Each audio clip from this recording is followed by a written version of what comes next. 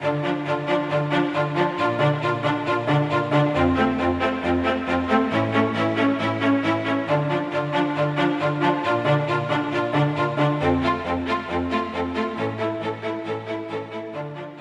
up, party people? Can you say release date, baby? Welcome to Countdown to Classic.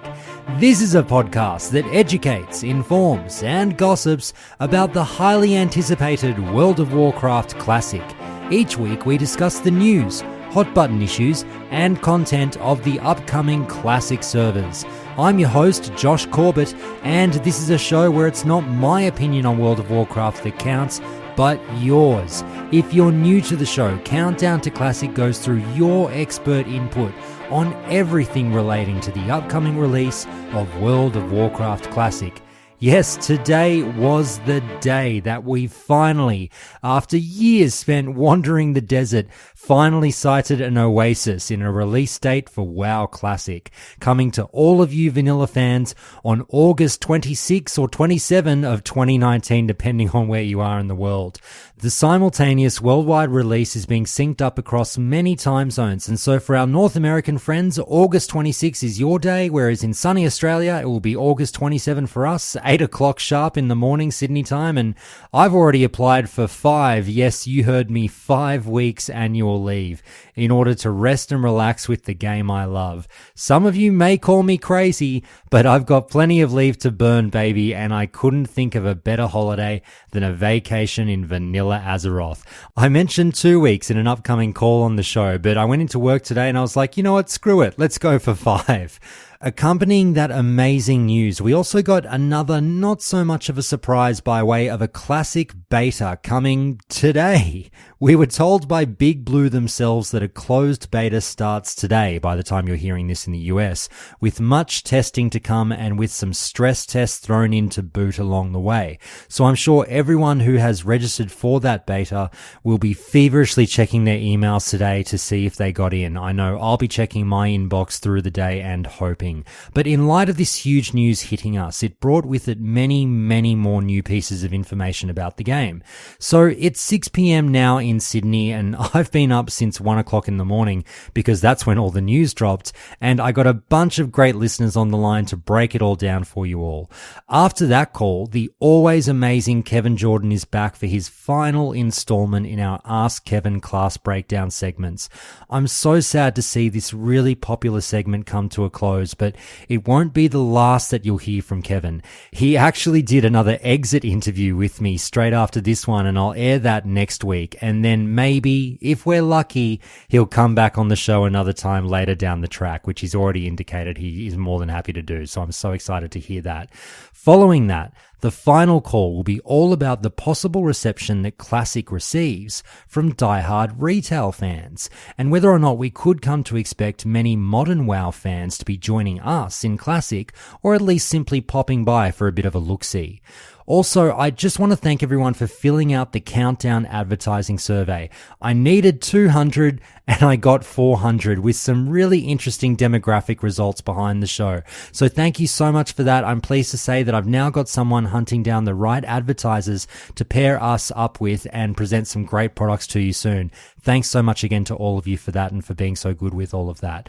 Now, you all know the drill by now. This is a community-based podcast, so if you like what you're hearing every week, come on over to the Discord now and join over 2,200 of us and keep the conversations going over there. Follow me on Twitter at Count2Classic with the number 2, or email me at feedback@countdowntoclassic.com. If you'd like to call into the show, make a suggestion, or just say hi. And to all of you who have hit me up over the last 2 months wanting to call into the show, I've been rebuffing you saying, guys, I've got so many calls. Well, guess what? The floodgates are going to open again soon. So if you have been in touch and I said, come back to me in a few weeks, I think next week I'll invite people to get back in touch again. So stay tuned for that. Everything you'll need is in the show notes for each episode, everyone, along with the show's Patreon link if you'd really like to help keep the show going. Or if subscriptions aren't your thing, then you can help keep the lights on on a countdown by checking out the show's tip jar over at Ko-Fi. And I've been getting a few tips in the tip jar lately, so it's so great to see people using that. Thank you so much from the bottom of my heart to people who are showing love to the show that way. There's also, however, the show's merch store with some great designs over there that people are picking up as well, with t-shirts, hoodies, coffee mugs, all of that. So be sure to check that link too. Now, with all of that out of the way, let's get into it with Calling Countdown.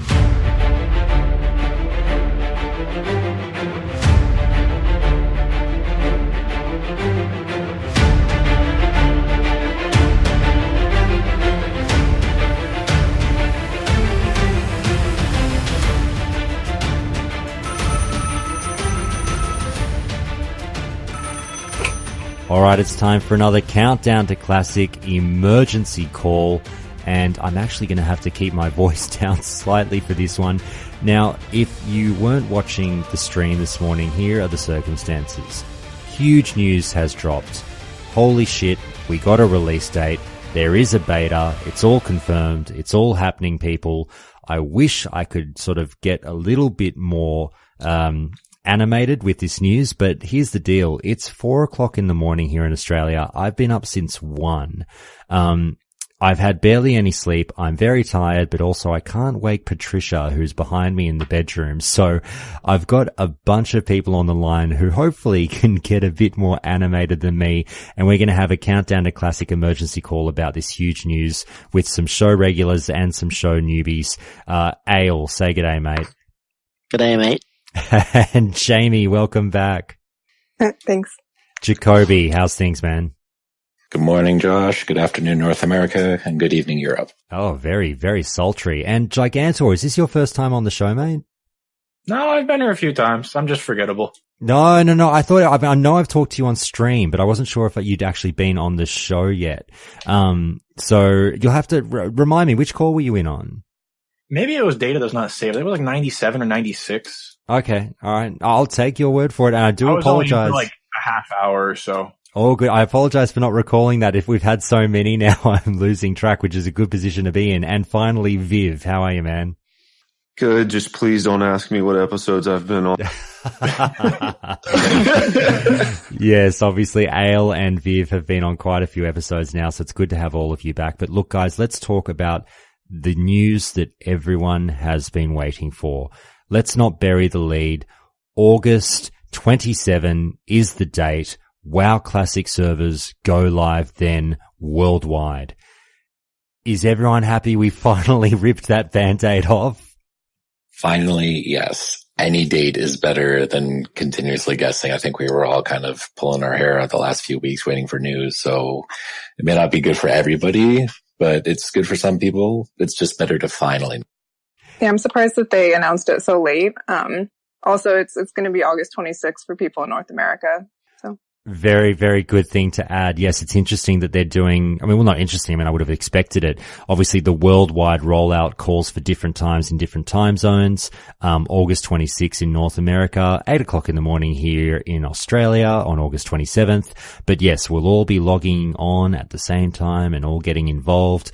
But I agree that yes, absolutely, a date is better than no date. That sort of definitely goes without saying. And now we can end the speculation, end a bit of the bullshit, and just start to look forward to that date and circle it on the calendars. Now, it's something that I'll go into bat for our friend Mike, who's not in on this call, but is a bit unhappy with the date.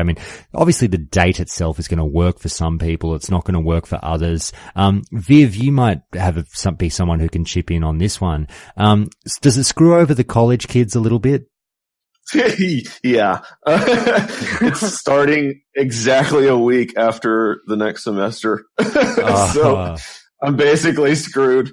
It's going to be the first week of a semester is usually syllabus week and kind of getting into the flow of things. But that first weekend might be my only feasible opportunity to get in any real time before college just explodes. So I don't know, whatever, it is what it is. You just got to do what you got to do. Yeah, it's relatively inconsequential to me. I was like, if, everyone's going to have a date that works better for them. I was like, oh man, now I only get to take 2 weeks off work because I'm going to Hawaii, 3 weeks after launch. And I don't think Patricia would particularly love it if I'm playing a shitload of WoW Classic on a beach in Waikiki, while we're doing our thing there. But, Jigantor, I'll ask you out of interest, any issues with the date at all, or is it perfect? It's actually perfect for me. I get right off of work. I work the weekends. I come out Monday morning at 6 a.m. I'll be ready to play. Fantastic. And Ayle, any date was a good date? Any date is a good day for me. Yeah. Fantastic. All right, guys. Well, that's August 27. Mark it on your calendars. It's fantastic that we finally got told. I know the subreddit was starting to go ape shit with the just give us a fucking date already. And as Jamie pointed out, I agree. It was oddly late, if you will. They kind of waited quite some time to give this to us, but it doesn't matter now. It's in the books. Let's move on, essentially. But there was some very, very meaty information that followed this date of August 27, and that's another date to look forward to for some people, which is May 15, when Blizzard has told us that a closed beta effectively will be taking place from May 15 onwards. Now, guys, you've read the news. We won't touch on the stress tests just yet. We'll get to that. We'll just focus in on this closed beta. And, Ayle, I'll start with you. What are your thoughts on anything relating to that beta news? Is the fact that it's closed surprising? Do you think they'll eventually open it up? What do you think's going to happen there? I'm not too surprised that it's closed. I was always in the camp that there's going to be as limited a beta as possible. I was actually even thinking maybe even no beta, which I guess now is foolish to consider, because as we've seen, it's kind of being used as a marketing. Having the invites, as far as we know, to content creators and streamers first, it's clearly going to be used a lot for them to market as well as test the game. Oh, I'm with you, and it's one of those things where, I talked on the show recently. We've talked on the show. You completely sold me on the idea that there wouldn't be a beta. And I've said on the show recently, maybe I think they won't do a beta. Obviously here we are getting proven very wrong. But as you say, perhaps we put way, too little, sort of stock into the power of marketing, where we thought that the marketing would be a negative, where it's you're showing off all your faults to the world and showing the bug reporting process out in the open, thinking that we'd get the same backlash that we got to the demo. Obviously, Blizzard is saying, no, this is part of the process. We don't care. We're advertising our game. People will understand there are warts, and we'll just deal with the process and hope that, have faith in our testers and hope that everything comes through in the end. Jamie, are you confident with this closed beta being able to pick up on a number of the issues, or what do you think about it in general? How did you take it on board? Yeah, so I think that the biggest benefit to it is actually for leveling guides. I found out this morning as I was watching through all the streams that just little details that I've seen in a lot of the Cargos guides and other ones that I've read on the internet, that they're just not true in some areas. Quivers aren't going to work for warlocks and priests for the weapon speed, and that the sit crits are not going to work, which are in a lot of guides too. So this will give some people time to revise those resources and help people out that way. So I think that's a really good thing. And I definitely want to touch on some of the things that have already been revealed just through the very little information or footage that we've got, like that /sit thing, because I had heard the same thing already. We're hearing /sit and getting your crits or whatever, doesn't work. Now I want to sort of find out from you, Jhakobi, have you already gone through the motions of ticking that box and signing up to the WoW Classic beta to be considered for it on the website, which I just did a couple of hours ago as well? And if anyone's wondering, I have not received anything that I'm aware of. Now, I haven't been to work yet, and Blizzard generally would email me at work, so I don't know if there's something sitting in my inbox. But as of right now, as of the recording of this episode, I do not have an invite to this beta, so I'm as in the dark as, all of you are listening. Jhakobi, are you crossing your fingers and sort of, saying a prayer and doing what you do to get into an eventual beta? I'm kind of in the middle. I got the news this morning on the bus on the trip back from the country back into downtown Toronto. So I knew I had to get home and jump on Discord and see with everyone else. So I did do as you did earlier. I went on, I ticked that box. I opted into the beta. I opted out of literally everything else just so there was no confusion from Blizzard. But I'm also not an active subscriber of current WoW, and if that's the case, you need a subscription to get in the beta. Don't think at this moment I would go out and subscribe just to get into the beta early. Maybe if it was a guarantee, I would consider it, and if I have nothing else to do. But at the moment, I'm okay personally waiting because I don't want to resubscribe just for a test. I can wait till August. Now, just throwing this one out to the floor, that is an interesting wrinkle to note. I mean, not that it's completely unexpected that, yes, you have to have an active subscription in order to gain access to the beta or these proposed stress tests or whatever it would seem. Does anyone take any particular issue with that course of action? I'm just confused, actually, because is it that you have to be subscribed before you will get an invite in the first place, or that when you get an invite, you have to subscribe before you can play? Yeah, I'm confused on that point as well. Like, you know, I could give you my guess, which would be... To my knowledge, you have to be actively subscribed, and then you will get a chance to get in. Oh, really? I would have thought the opposite. There you go. But if anyone has more concrete knowledge, please correct me. So is that a bit of a guess? Just sort of that's the consensus I've gathered from everything I've been reading on the bus since I got home. If they're actually going to add that as like a gate, it wouldn't make sense to give it to people who have inactive subscriptions and then just waste beta keys like that if they're not going to allow them in anyway. It seems weird. See, I think it's a smart money grab because on one hand, You've got your current retail players or people who may have quit a month or two ago because they didn't like Battle for Azeroth. They'll turn their subscription back on for a chance to play this because it's something new and shiny. But then they're also dangling it in front of guys like me who haven't had an active subscription for a long time. And they're thinking, oh, maybe we can get a little bit more out of him a couple months early to get him to play early. So it's tempting, but I don't know. Doesn't seem like they're going down the money route on this one. Like, from the Tibbs interview, the one guy said, they really want concrete veteran players pretty much. I can't quote his exact words, but they don't want just a bunch of kids logging into the beta and giving their opinions. It was also the insinuation, I believe I've read, where they might give some extra weight to the age of an account. Did you guys read that one? Yeah, exactly. I think that's wishful thinking personally, but I mean, it made me resubscribe immediately, so. So I'm pretty sure it's going to make me do so as well. It might be like a little bit of service to their long-term people, like, oh, don't worry, we love you the most. And I'm like, oh, thank you, Blizzard, but nah. Yeah. I mean, I've gotten every beta since Wrath.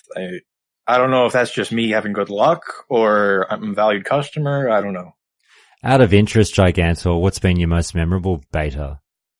Oh, Jesus Christ. Probably Cataclysm, because there were some really wild glitches where spells wouldn't have a cooldown or a global cooldown. And you could just run into an instance and kill bosses if you press the key fast enough. That sounds fun.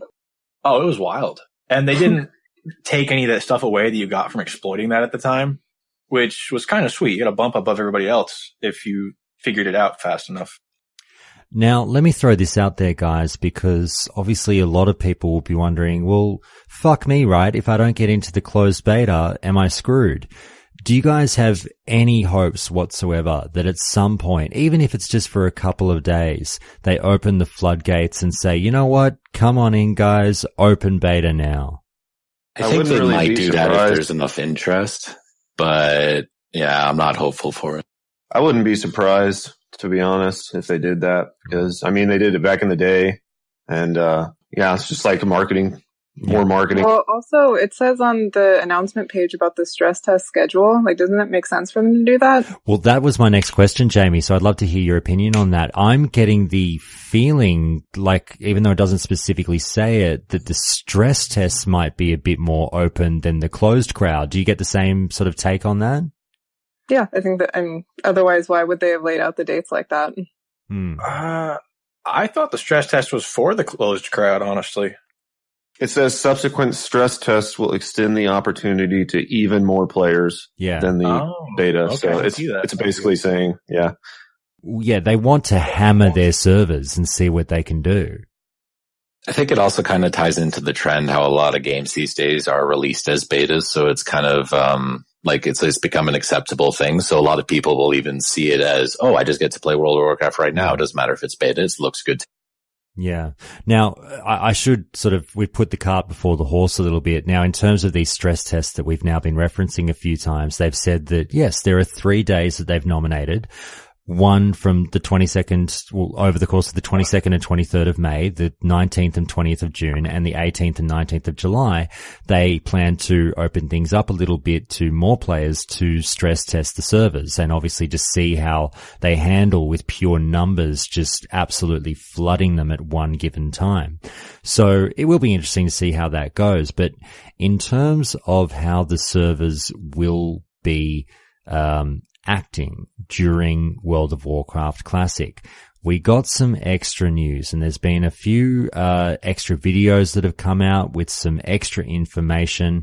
Ayle, I want to start with you on this one because I got introduced to a new term that I've never heard before, and it's within reason that I've not heard it before because they effectively said that they've created this new tech for Classic. And I'm now aware of something called layering. So actually, here's what we'll do. Ayle, before we get to your breakdown of what you think of layering, why don't you just explain it as best you can from what you've heard, what it is? Layering is sharding on a continent scale up to 3,000 people per shard, I think is as simply as it can be. Yes. So that was my interpretation as well. And you guys, if you were watching the stream, you saw me very slowly work this out as I said, I was watching it at like 2:00 in the morning. I'm like, so it does what? So it's the same thing for all intents and purposes as far as I'm concerned, except it's on a bit more of a mass scale. Well, I think it's a lot different though, because it, like, as you're playing, people don't phase in and out, like, as you change zones, because it's across the whole continent. So I think that makes a big difference. Oh yeah, I'm sure the actual way in which it's, implemented is slightly different, but would you agree, Jamie, that it's effectively the philosophy is somewhat similar, or do you think it's quite different? I think it's a compromise. So I was listening to the Stay Safe stream where they were kind of explaining their philosophy behind it. And they were saying that the first time that they actually implemented this into the game was in Warlords of Draenor. And I think they called it layering back then. And then it turned over time into sharding, which is what they have in BFA now. And this approach that they're taking for Classic is some kind of like medium in between the two. So it's not really like anything we've seen before. It's like kind of a compromise specifically for this game and the problems that they're anticipating for it. All right. Jhakobi, Jigantor, Viv, anything you want to add before we get into what you think about it all? I want to make sure that we have defined this correctly for the listeners as to what it is. Then we'll get to what we reckon of it. Do you think we've missed anything out? I don't know. The best metaphor I've heard to describe it so far is to think of it like pitchers of water. The players fill up the pitcher until it gets to 3,000.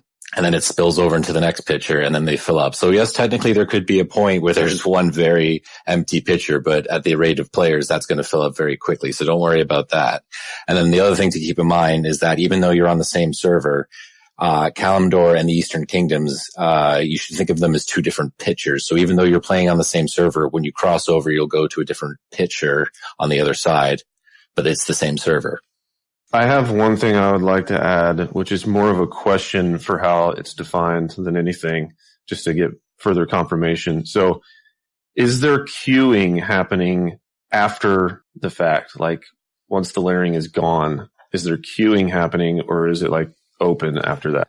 I haven't seen anything that confirms that, but based on what I was saying before, I think the theory is that you just keep filling up pitchers as more people want to play. So it's to avoid the queuing problem because I think someone else said it's 2019. We don't want to queue anymore. Yeah, I saw one of the streams where a dev was talking about queuing. So I don't know if that was talking about after this is gone or I wouldn't expect nothing, but yeah, maybe a little less than we used to have back in. Jamie's right.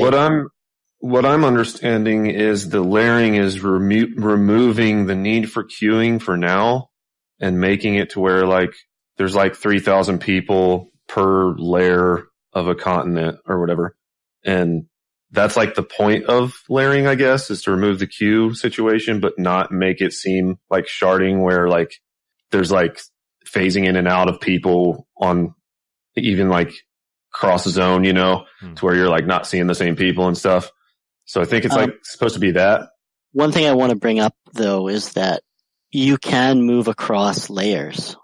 They haven't, and that's my main issue with it that I think needs to be mentioned, because that brings about a lot of the issues that people had with sharding, and it really needs to be more defined by Blizzard how easy it is or what causes you to move across a layer. Right now they said that they're trying to keep all guilds, or like they'll keep all guilds within a layer. But if you're invited by someone on your friends list who's on the same server who isn't in your layer, you'll be put in their layer. And due to this, there's a potential for abuse, I believe, as well as kind of similar things to what sharding, Now, just before, I want you to talk about what your theories are on the potential for abuse there. But just before you go into that, I just want to mention a couple of things that we haven't said yet that are rather important. Now, as I'm reminded, thank you very much by Sword and Board in Twitch chat. Yes, I did realize this and I should have said it earlier. We have been told that apparently layering is going away after phase 1. So if you're worried about this happening during, or when, or you're, later on in phase 2, all your craziness with world PvP and whatnot, fear not. We are told that this is just a phase 1 thing. It's just the first few months or whatever of Classic, and then hopefully it goes away. Now we'll get into why that may be the case later on, but also, Jisco329 points out that, they seem to think that one of the devs did mention the fact that this is supposed to reduce queue time. So I believe that I thought I might have heard something as well. So that might have well been the mention that I remember as well. So that might be the case. So maybe there still will be queue times and this just alleviates that somewhat. Now, Ayle, back to you. Tell me why you think layering may be abused in some way, or how it could be abused. It can be abused by, having friends in different layers and basically being able to access resources at a grander scale in which you could normally. So for example, say you're leveling as a mage, you're doing AoE farming, you can clear out, a pack, get an invite from a friend to a different layer, all the mobs potentially are spawned, you clear out that pack, you go to a new layer, same thing. You can keep hopping between these layers to basically speed level or, mass farm, Black Lotus. Yeah, that's exactly what I was going to say. The Black Lotus is the one that's jumping to my mind. As well, say you're being ganked by somebody, you can get an invite from a friend, you leave that layer. That could be a benefit. But for somebody who, doesn't know that layering exists, having people just like vanish, it's kind of like sharding, right? Or maybe, there's like a strike team all kind of zones into your layer. 40 people just like spawn on top of you because they're invited in, and, it's like, what the heck? Is there anyone here who isn't particularly as concerned about those things as Ayle might be? I think they already have it worked out for the most part. I can't imagine them having it, or like he just said, 40 people loading in on you. It might not be effective in combat, for instance, so you might have to not worry about it in PvP. It does seem a little worst case scenario, and I don't think we're going to see big numbers of people doing that. But like I've always said, like my only guarantee with layering or sharding is that as long as it's limited, I'd have no problem with it, and as long as it stops at phase 1, I'll keep playing. But that's my only. I'll absolutely throw in that, and we went through this when we talked about loot trading as well. We always sort of will start with worst case scenario, because I guess that's effectively what you have to take into account. Now, I'm not putting forward, and I'm sure Ayle's not putting forward the argument, this will be adopted by the community and happen en masse. Classic is broken DOA. Well, I don't think that's the narrative that I'm not trying to put forward with the show. And Ayle, whether or not you agree with that or not, let me know. But I think it's always just something where you dangle out the worst case scenario and go, well, sure, only like a couple of people might try and do this, but it should be known that perhaps it could be a possibility. I don't know. Let's sort of try and get down to the bottom of it.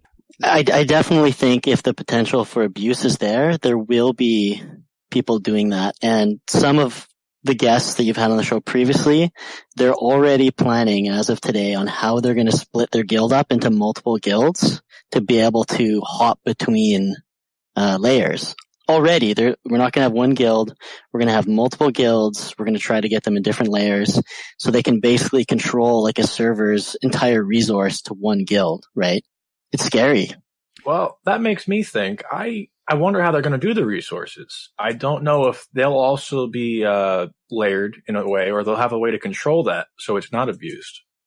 An interesting point raised by Neil, our dear friend Neil, in Twitch chat just now, and here's one for you guys to ponder as well.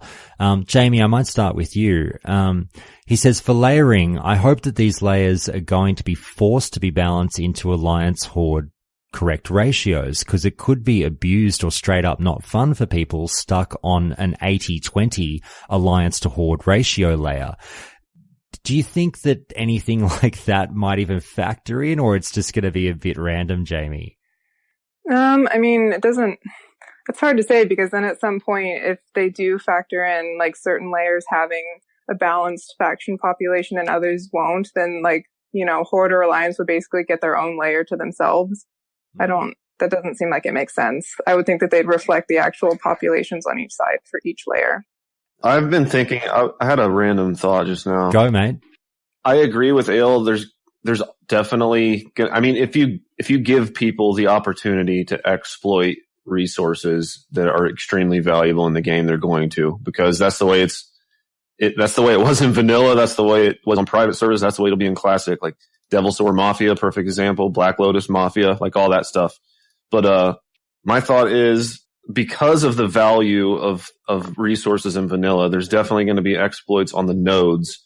But my other thought is it will be harder, at least, to have a Devil Sword Mafia, because there'll be more than one group of Devil Swords across different layers.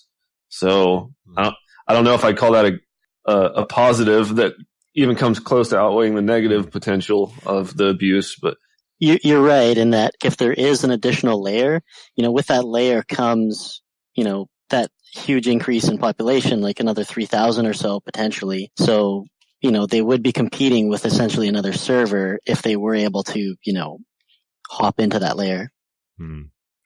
Now, Jigantor, let me ask you this one. Just in terms of what the thinking was behind layering, because it is on such a mass scale.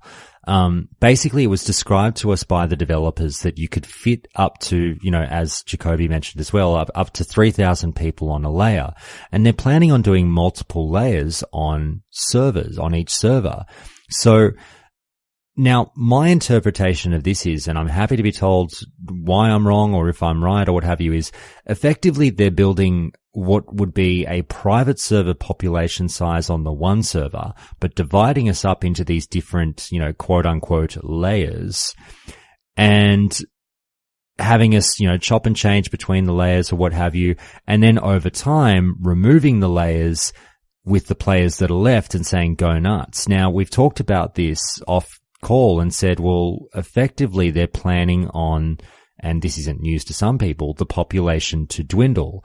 And as the population goes down after interest in Classic sort of flames out a little bit, then the servers will perhaps be back to what we would think a regular server size should be. Do you agree with that? Do you think that's the reasoning behind Blizzard doing this? For me, it's questionable. I honestly can't tell what they're going to do. It could be on one hand where, imagine if the server population doesn't flop after this outbreak. Exactly. And it's still 15, 20,000. And Blizzard's just kind of going, oh, fuck, what did we do? And then on the other hand, it could work out perfectly. I don't honestly know. I'm hoping for more information from them.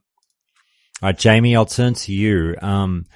I think you might have been mentioning in Twitch chat earlier, or at least a couple of people were, that, well, yeah, this is the plan. We all know this is going to happen. OSRS went through it. Yeah, it's great to come out of the gate with everyone excited about your game, but after that, initial burst, you're going to have a pretty significant drop off. And this is, Blizzard's smart planning around that drop off. Is that what you're thinking, or do you disagree with that? Oh yeah, I mean, I think that it's smart planning on Blizzard's part, and I think that it'll work in the favor of the whole player base, like if you're looking in the long term. And I mostly speak from, I had an interview on the show with RP PvP servers like a while ago, and I talked about what it's like to be on a dead realm, and that's exactly what happened with the ones that I was, that my main characters are on in retail. They just died because people don't want to play on them, and I don't want that to happen in Classic, right? So it's just better to kind of plan for the worst and then, I completely agree that it will alleviate dead realms. My only concern is like phase 1, if it's a decently long amount of time, like I expect it to be, considering it's like a leveling period and like molten core and all that stuff, then that's going to be a significant amount of time for people to exploit Black Lotus and become like millionaires before, basically it goes away. I mean, I would think that Blizzard is smart enough to put, like limitations on those kind of resources at least, right? Like, they've been pretty good on news items so far. I have to think there would be like Blizzard could step in if it got out of hand too. Yeah. Yeah, like private servers have had to implement a lot of things based on this, because originally in Classic, Black Lotus was a 1 hour cooldown to spawn, and it would spawn in one of like, I think 9 to 12 locations depending on the zone. And you could have a shaman essentially cover the whole zone with far sight to see exactly where it spawns. And because it would spawn exactly on the hour, you would have, multiple people waiting in those areas. So they would have to kind of implement changes, I think, for something like this to actually be effective, right? But it depends where they stick to. Like if they're sticking purely on no changes, it might open up the possibility for people to game the system. Another of my concerns is if they do not implement queues, like a concurrent cap on the server of 3,000 or so, maybe a little higher, like as high as 5,000, I guess would be okay-ish. Then it's going to turn into Nostalrius where there's like 12,000 people all competing for the same resources on a server. Because like Jamie was saying, it's alleviating the concern of dead realms, but at the same time, there's potential that it's going to have huge total realm populations. So if there's not a concurrent cap with queues after the fact, then that's going to be a real problem, in my opinion. So are you against the idea of like realm transfers? So I would think that would be like their next step, right? To offer free realm transfers for like super high pop realms. I'm not really against that idea. No, that existed in vanilla, didn't it? It's just all the other services. They would have to be restricted so you can transfer to that server, but only off that server because people would end up all congregating on one server. The server that I played on in Classic actually got ruined by the open transfers because it was such a popular server for Horde PvE that everybody would go there because that's where all the top guilds were, and it actually like killed an entire faction. Mm-hmm. Yeah, it was awful. Guys, while we're talking about, realm transfers and things with the realms, in general, the next thing that we got confirmed from the developers themselves was the fact that we are getting cross-realm it's early in the morning, cross-realm battlegrounds in World of Warcraft Classic. Now, that was obviously a feature, later on in the game. Now, correct me if I'm wrong, that was introduced in 1.12, wasn't it? I'm not sure which patch it was. I'm pretty sure it was 1.12, but I'm happy to be told I'm wrong if it was 1.1. Yeah, that was the Drums of War patch. That was the whole feature about it. Okay, fantastic. I'm not going crazy, and I'm not sort of spouting complete shit because I'm half asleep. That's good to know. But what I now gather from this is, I've been saying this, and I'm not the only one saying this, recently, is that it really does seem like they only had available this 1.12 data, and that the whole time Classic has been under development, it's only ever going to be 1.12, 1.12 Alterac Valley, 1.12 Talents, and now we're being told, yes, the cross-realm BGs of 1.12. Now, whether or not, some people might say, Josh, of course they could remove it if they wanted to. They're Blizzard. They can do anything. Like, I don't know how they're building this game. I don't know what data they need to draw on or whatever. But either way, they've gone in that this direction. Now, here's the thing. I want to know what your guys' take on this. Was anyone particularly, let's start with you, Viv, perhaps, and to start with, were you shocked by this and what are your thoughts on it? Once we go through everyone, I'll give you my thoughts. I wasn't shocked by it, but I don't like it, obviously. I mean, like, I've said all along, as long as something was in vanilla at any point, then I'm going to be okay with it and accept it. But at the same time, this is one of the biggest things that I hoped wasn't put in the game, because in my opinion, the pre-Cross-Realm Battlegrounds PvP community was on a whole other level from what it's ever been anytime since. And the rivalries and friendships that you could gain because of that were memorable to me even this day. I still remember people's names from back then, all kinds of people from the other faction, people from my same faction who PvP'd all the time. And any person that I meet from back then, like reunite with, we end up talking about like all these people we fought against, you know, and we remember them fondly and like all the crazy battles that took place with them. So this kind of thing really bothers me in a way. I don't know. It's just, it's kind of like a you had to be there situation to explain it, because the people who weren't there for that probably don't see the appeal of it. But that's just my opinion on it. Like, I think it should not be that way, but I'll accept it. All right. Just to balance out, is anyone on the line who isn't particularly fussed with Cross-Realm Battlegrounds? I'm super excited for them. Yeah, same. I'm ecstatic. You guys are happy that we're getting it. Is that the case? Yeah, I wanted it. Okay, go into it. Jamie, we'll start with you, then we'll go down the line. So I totally understand what Viv is saying about like why it's appealing to have like it only on one server, but it has a lot of problems too. So one of the ones that has been addressed on the show was by OG, I think. He talked about like pre-mades cheesing queues and like using it to abuse the honor system. So I can see that happening if we don't have cross-realm. You know, I keep saying dead realms, but that's another thing too. So if you're on a realm that doesn't have a good faction balance or whatever, you know, you're looking at like 45-minute plus queues, and that's not fun. So there's like some other things too. I think layering going to alleviate population imbalance though if they do it right, because I would think, I don't know, it depends. Like, are they going to make layering like to where you're not like dedicated to a realm yet or not? That's the main question. So layering, I don't think affects the cross-server battlegrounds at all. Like, you're still assigned to your realm. I would have thought so. Well, also, I don't think that they're not going to cross anyway, because they're saying that layering's not going to go past phase 1 and battlegrounds are not going to be introduced until phase 3. So, Jhakobi, let's hear from you why you're not particularly fussed about cross-realm BGs.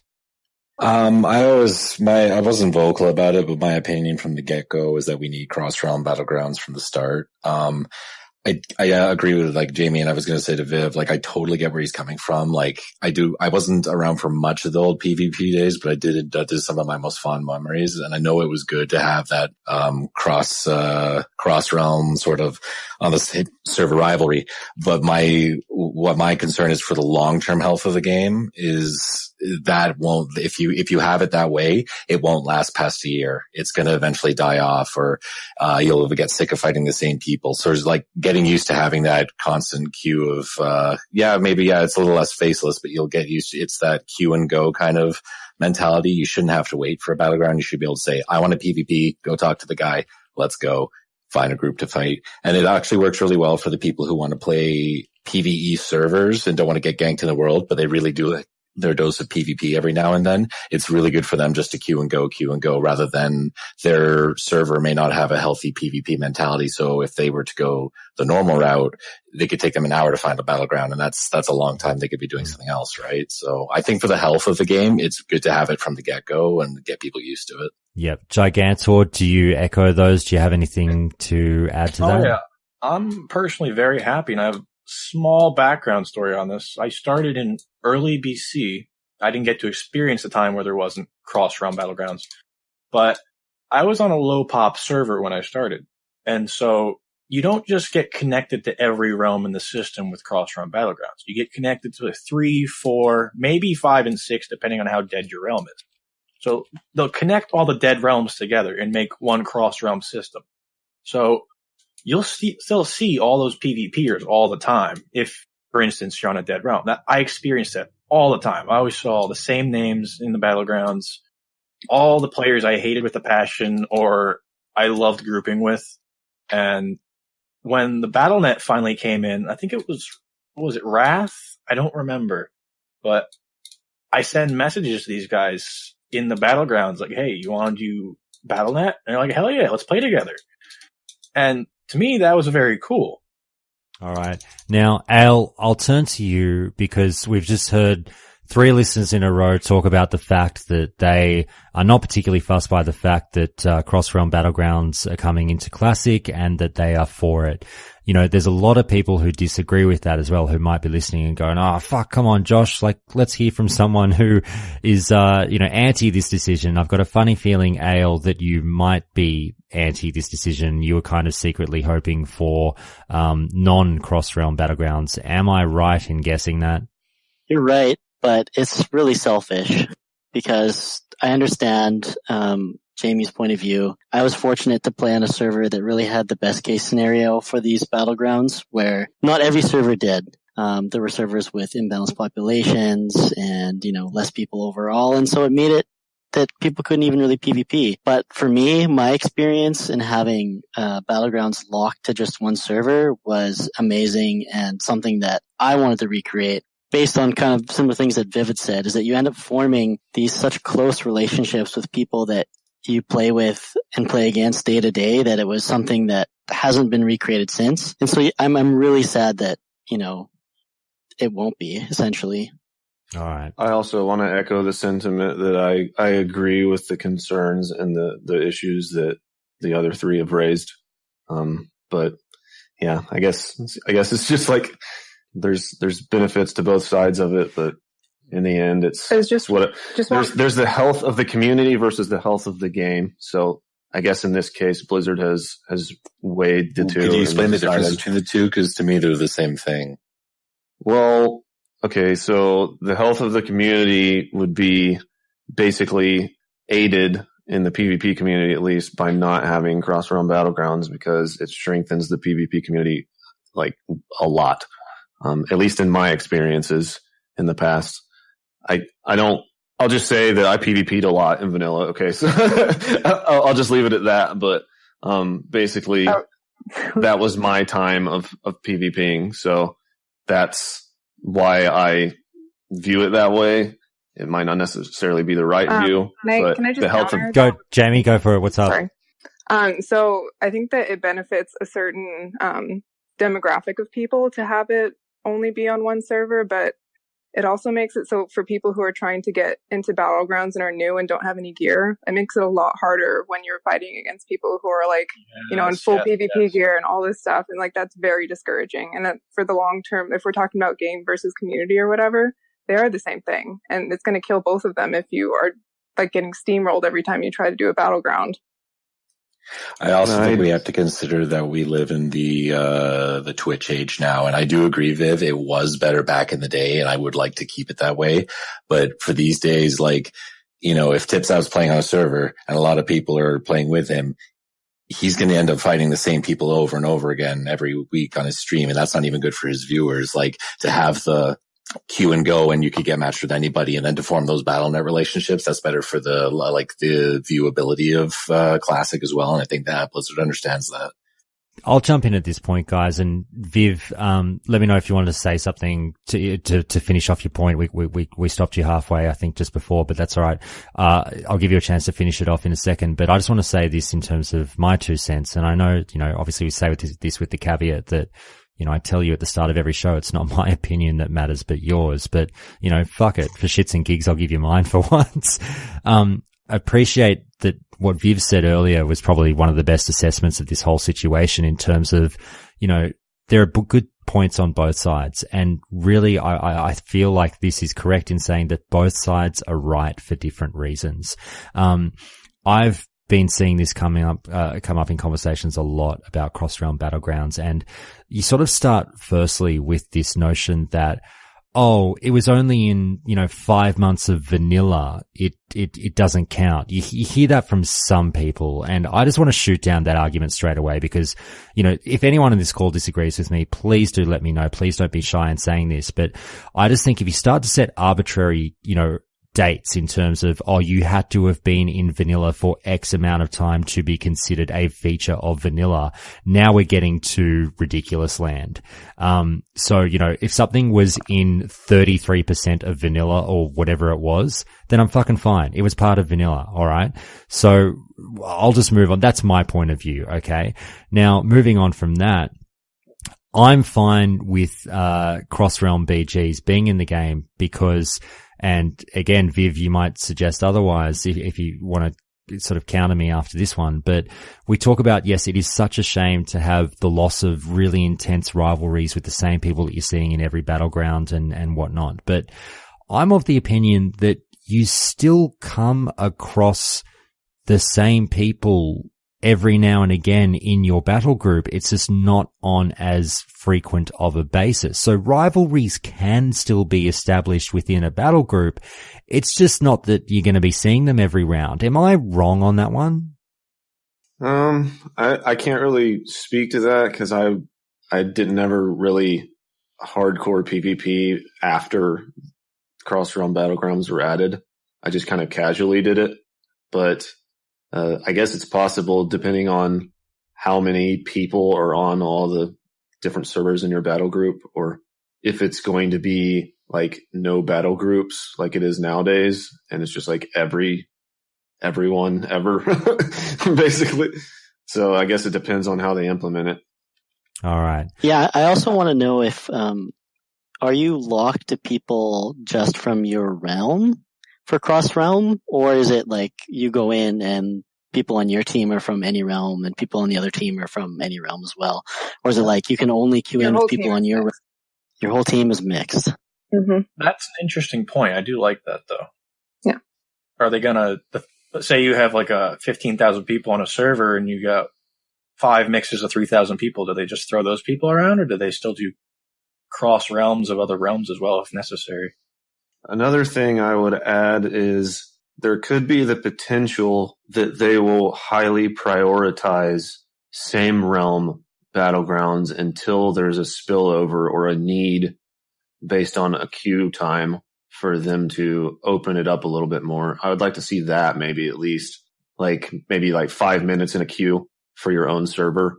And then if nothing pops, then you're opened up to like cross realm queue maybe or something like that. Yeah, I think that'd be good. I think I didn't really flesh out my point about why it's so bad when you're fighting people that are more geared than you are. It's not only the fact that they're more geared when you're going in, it's that they're winning all the battlegrounds. So you can't ever gain enough honor to actually buy honor gear. So that's not true. That's absolutely not true in vanilla because of the way the ranking system works. You're only competing with your own side. So it doesn't matter if you get steamrolled in every match because everyone's getting steamrolled in every match. It's just that how much honor you're getting versus everyone else. So if you're in a battleground losing all the time, as long as you're spamming battlegrounds more than everyone else or getting more kills in the battlegrounds, you're going to get more gear than the other people in your faction. Yeah, but the actual honor that you're buying? Faction, but not the Horde. Like, say I'm an Alliance player and the Horde is kicking our ass. I mean, your faction has no chance of ranking up past them. You need to dilute that pool with other people who are getting shit on. You don't compete in rank. You don't compete in ranks with the opposite faction, though. You only compete in ranks versus your own faction. So the honor calculations. Yeah, against the players on your side. But if your entire faction is getting steamrolled and you're not ranking up as fast as the Hordes are, yeah, you are, because it's all percentage based. It's all percentage based, so it doesn't matter how many battlegrounds you're losing, how much honor you're getting. Yeah, it doesn't matter how much total honor you're getting. It only matters how much you're getting versus the other. But I'm talking about buying honor pieces, with actual. I guess you're talking about just a gate. That's kind of a separate discussion. Never mind. Yeah, guys, this is just kind of getting into the nitty gritty. I'll move this one on just so we don't get too bogged down. If anyone, by all means, if anyone was really had their interest piqued by what that little rabbit hole we were going down there, by all means, we can bring everyone back for it. No. I'm more than happy to go down that tangent another call. If anyone wants to say like, hey, Josh, like get those guys on and let's do another call another day and expand on that point, then more than happy to. But, guys, can I just add one last part to that? Go, mate. I just want to say you don't buy honor or gear with honor, PvP gear with honor in vanilla. You buy it with gold, and you only can buy it based off what your rank is. Yeah. I guess I should make a disclaimer that I started in Wrath, so. Yeah, sorry. If people listening aren't in the Discord, Jamie was a Wrath baby, so fair enough there. So it only matters what rank you have. So the honor you get versus your own faction is the only thing that matters based off like what gear you're eventually going to be able to buy. So that's it. All right. Cool.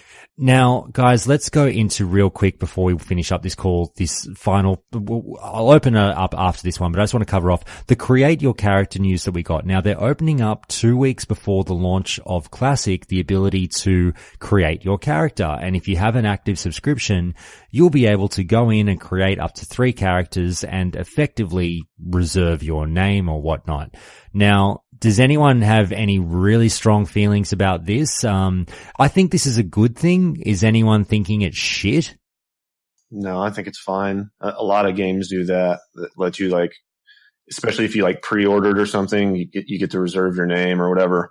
Yeah, I think it's pretty normal. I think it's good. It's good for me personally, but I was kind of laughing earlier, like listening to Asfan saying, like, what if all of a sudden realizing, what if 40 people just log into 40 servers and take the name Asfan? Like, what's he going to do? He's screwed either way. Well, wasn't that going to happen? I mean, that's going to happen either way, whether it happens 2 weeks beforehand or on launch day. Yeah, that's true. People will be trying to troll. Blizzard gives him some sort of extra special super early pass to lock his name down, but it's probably not going to happen. Yeah, I guarantee people will try to troll all the content creators. There'll be like Asmongold's on every server and everything. Lock it in. We had XX Legolas XX in Classic. It'll be XX Asmongold XX in, you know what I mean, in Vanilla and now in Classic. Yeah. That actually brings up a point really quick. One thing I'm really excited for is because I liked back in the day all the Legolas stuff because Lord of the Rings had just come out, right? But think about how much awesome fantasy material we've had in the last 15 years. We're going to see Geralt of Rivia running around. We're going to see Arya Starks. We're going to see freaking Iron Mans. Like, you know what I mean? Like, people are going to be locking this stuff in so early now. Every gnome female named Arya Stark. Just lock it in now. All right. Now, let me just go through just the final points because there was obviously some beta footage that's already been released. And Ayle, I'd love to start with you on this one. Did you see anything? Did you hear of anything that was news to you of how it's going to be in Classic that we didn't know before? We talked about the /sit thing very, very briefly earlier. What else have you already learned? The couple big things is one, they're not going to be putting the unarmored mount. The unarmored mounts, did you say? Yes. So originally in Classic, they had kind of the original mounts. So for humans, it was just like a horse without any armor. And that was because they hadn't, I guess, finished designing them or doing the proper artwork for them. And then later it was replaced with armored mounts. And it wasn't very long after release, like maybe a few months or so, they did this, and it's made it so those mounts are like some of the rarest mounts, if not the rarest mounts in the game. And there was an article from one of the media people who went to the summit, specifically asked about that, and they said that they're not going to have those in. All right. And anything else that you picked up on? The original collector's edition pets being in is one that's kind of cool. Yes, I'm lucky that I have it, so. Oh, very good. Now, we didn't talk about this. Yes, they are doing a collector's edition of Classic, and it's got a few, cool little knickknacks with it. And Al, explain the pet thing. Well, actually, the collector's edition isn't for Classic. It's a 15-year anniversary collector's edition is how they're. I see. And, yeah. So, well, originally when you bought the collector's edition, it came with 3 in-game pets, and they are super rare because the first kind of collector's edition was quite rare, and it's like a mini Diablo, Zergling, and a Pan. Okay. Now, does anyone else here have any information that they've learnt in the last sort of, few hours about Classic that they didn't know before that they feel has been confirmed through the videos? Jamie, go for it. Yeah, we were just on the topic of mounts. I don't think anyone said this, but they are going to have the original mount system where you had like wolf riding and raptor training and whatever. Yep. So they're going to be separate and you have to pay for them separately. Okay, cool. Excellent. And Jhakobi, is there anything else that you picked up on?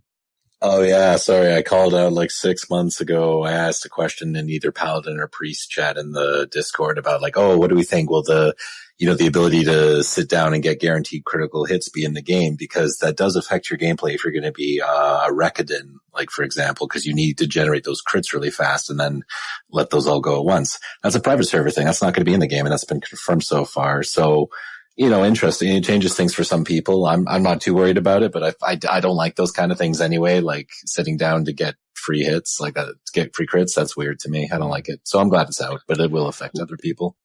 The beauty is you'll still be able to sit down to be crit. It just won't be for any reason. So if you feel like getting destroyed, then yeah, there you go. There you go. Yeah.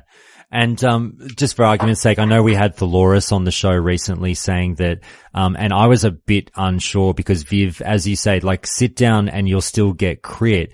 Thaloris was on the show just last week, I believe, saying that, he was of the opinion, and he's spoken to people who had confirmed with him through screenshots or what have you, that, sitting down was a thing in vanilla, but I wasn't sure if he was talking about sitting down to crit or sitting down to crit and judging up those, stacking up those rec bombs. I think he was talking about rec. So it's either one of two situations. Either it wasn't the case in vanilla, Thaloris says otherwise, or it was the case in vanilla and they've since decided to change that. I don't know.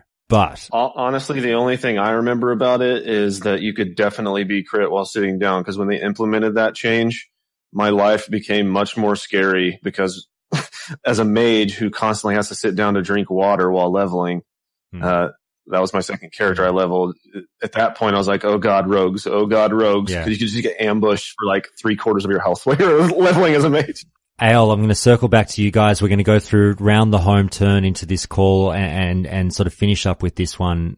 Overall, Ayle, and I'm getting a little bit of an impression that, look, it's amazing that we got a release date. I don't want to back away from my excitement over that, and I'm sure everyone's excited over that.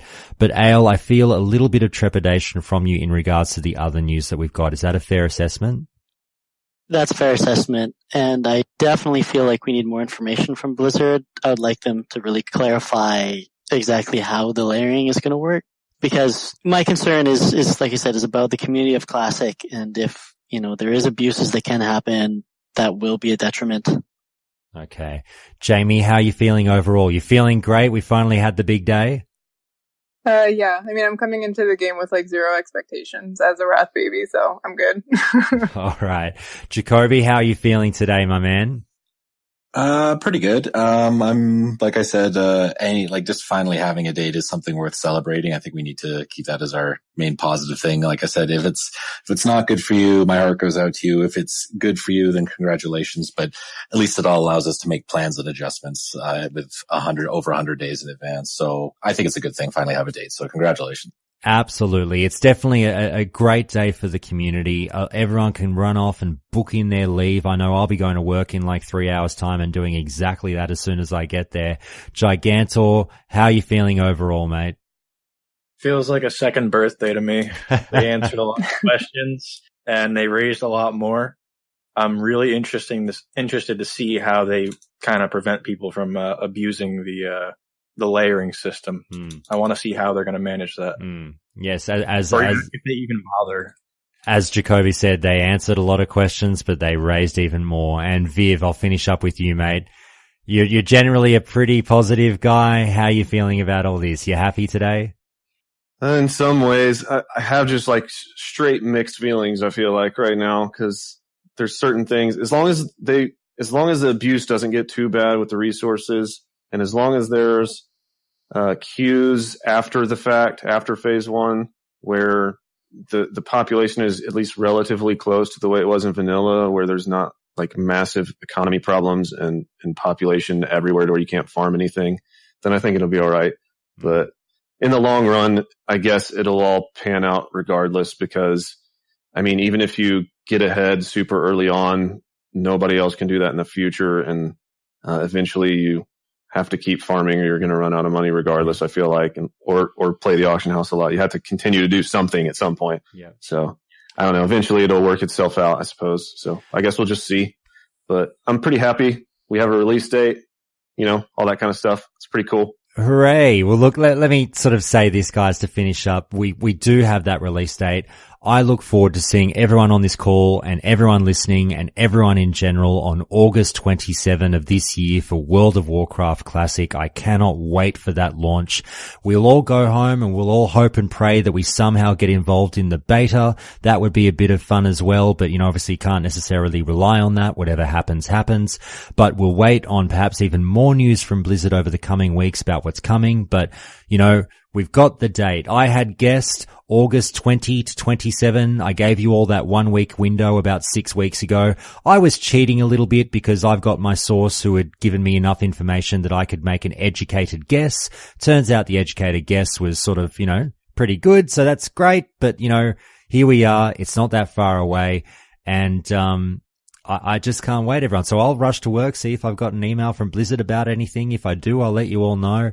But hopefully some of you get involved as well, and we'll share some stories on the Discord. Now, guys, thank you so much for calling in, and I might just get a big group, hooray. We got the date. How about on 3, 2, 1, we all shout out August 27. 3, 2, 1, August 27. Couldn't have gone better. All right. Thanks so much, guys. Dear God.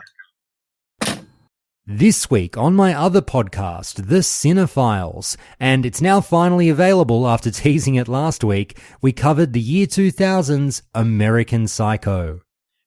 He does crazy well. He does, and because he probably is. Well, that's what I mean. We've all heard the audio of him fucking firing away at that poor, what was it, like the cinematographer on Terminator it was someone Salvation? doing the lighting. I thought it was this lighting or sound guy. It was on Terminator, wasn't it? I know this much. He wasn't fucking professional. Not like Bale! If you'd like to hear more from the Cinephiles, then please do log on to cinephiles.com. That's SINNERFILES.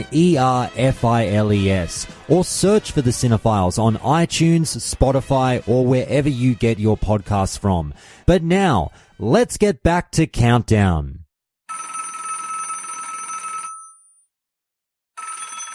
All right, it's time for the big finale, everyone. Another Countdown to Classic Kevin Jordan special.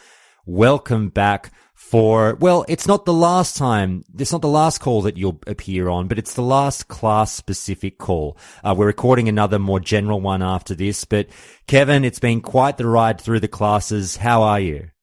Doing great. How are you? So happy to have been able to do these. It's been really fun. So I'm sad, and several of my viewers are sad too. They've come along and said how sad they are that they're going to end. So and they haven't even heard the last ones yet. So yeah, we'll figure out something else to fill the time, before Classic comes out.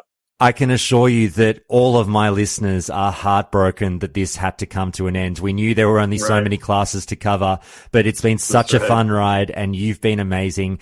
Kevin, just remind everyone once again where they can find you online.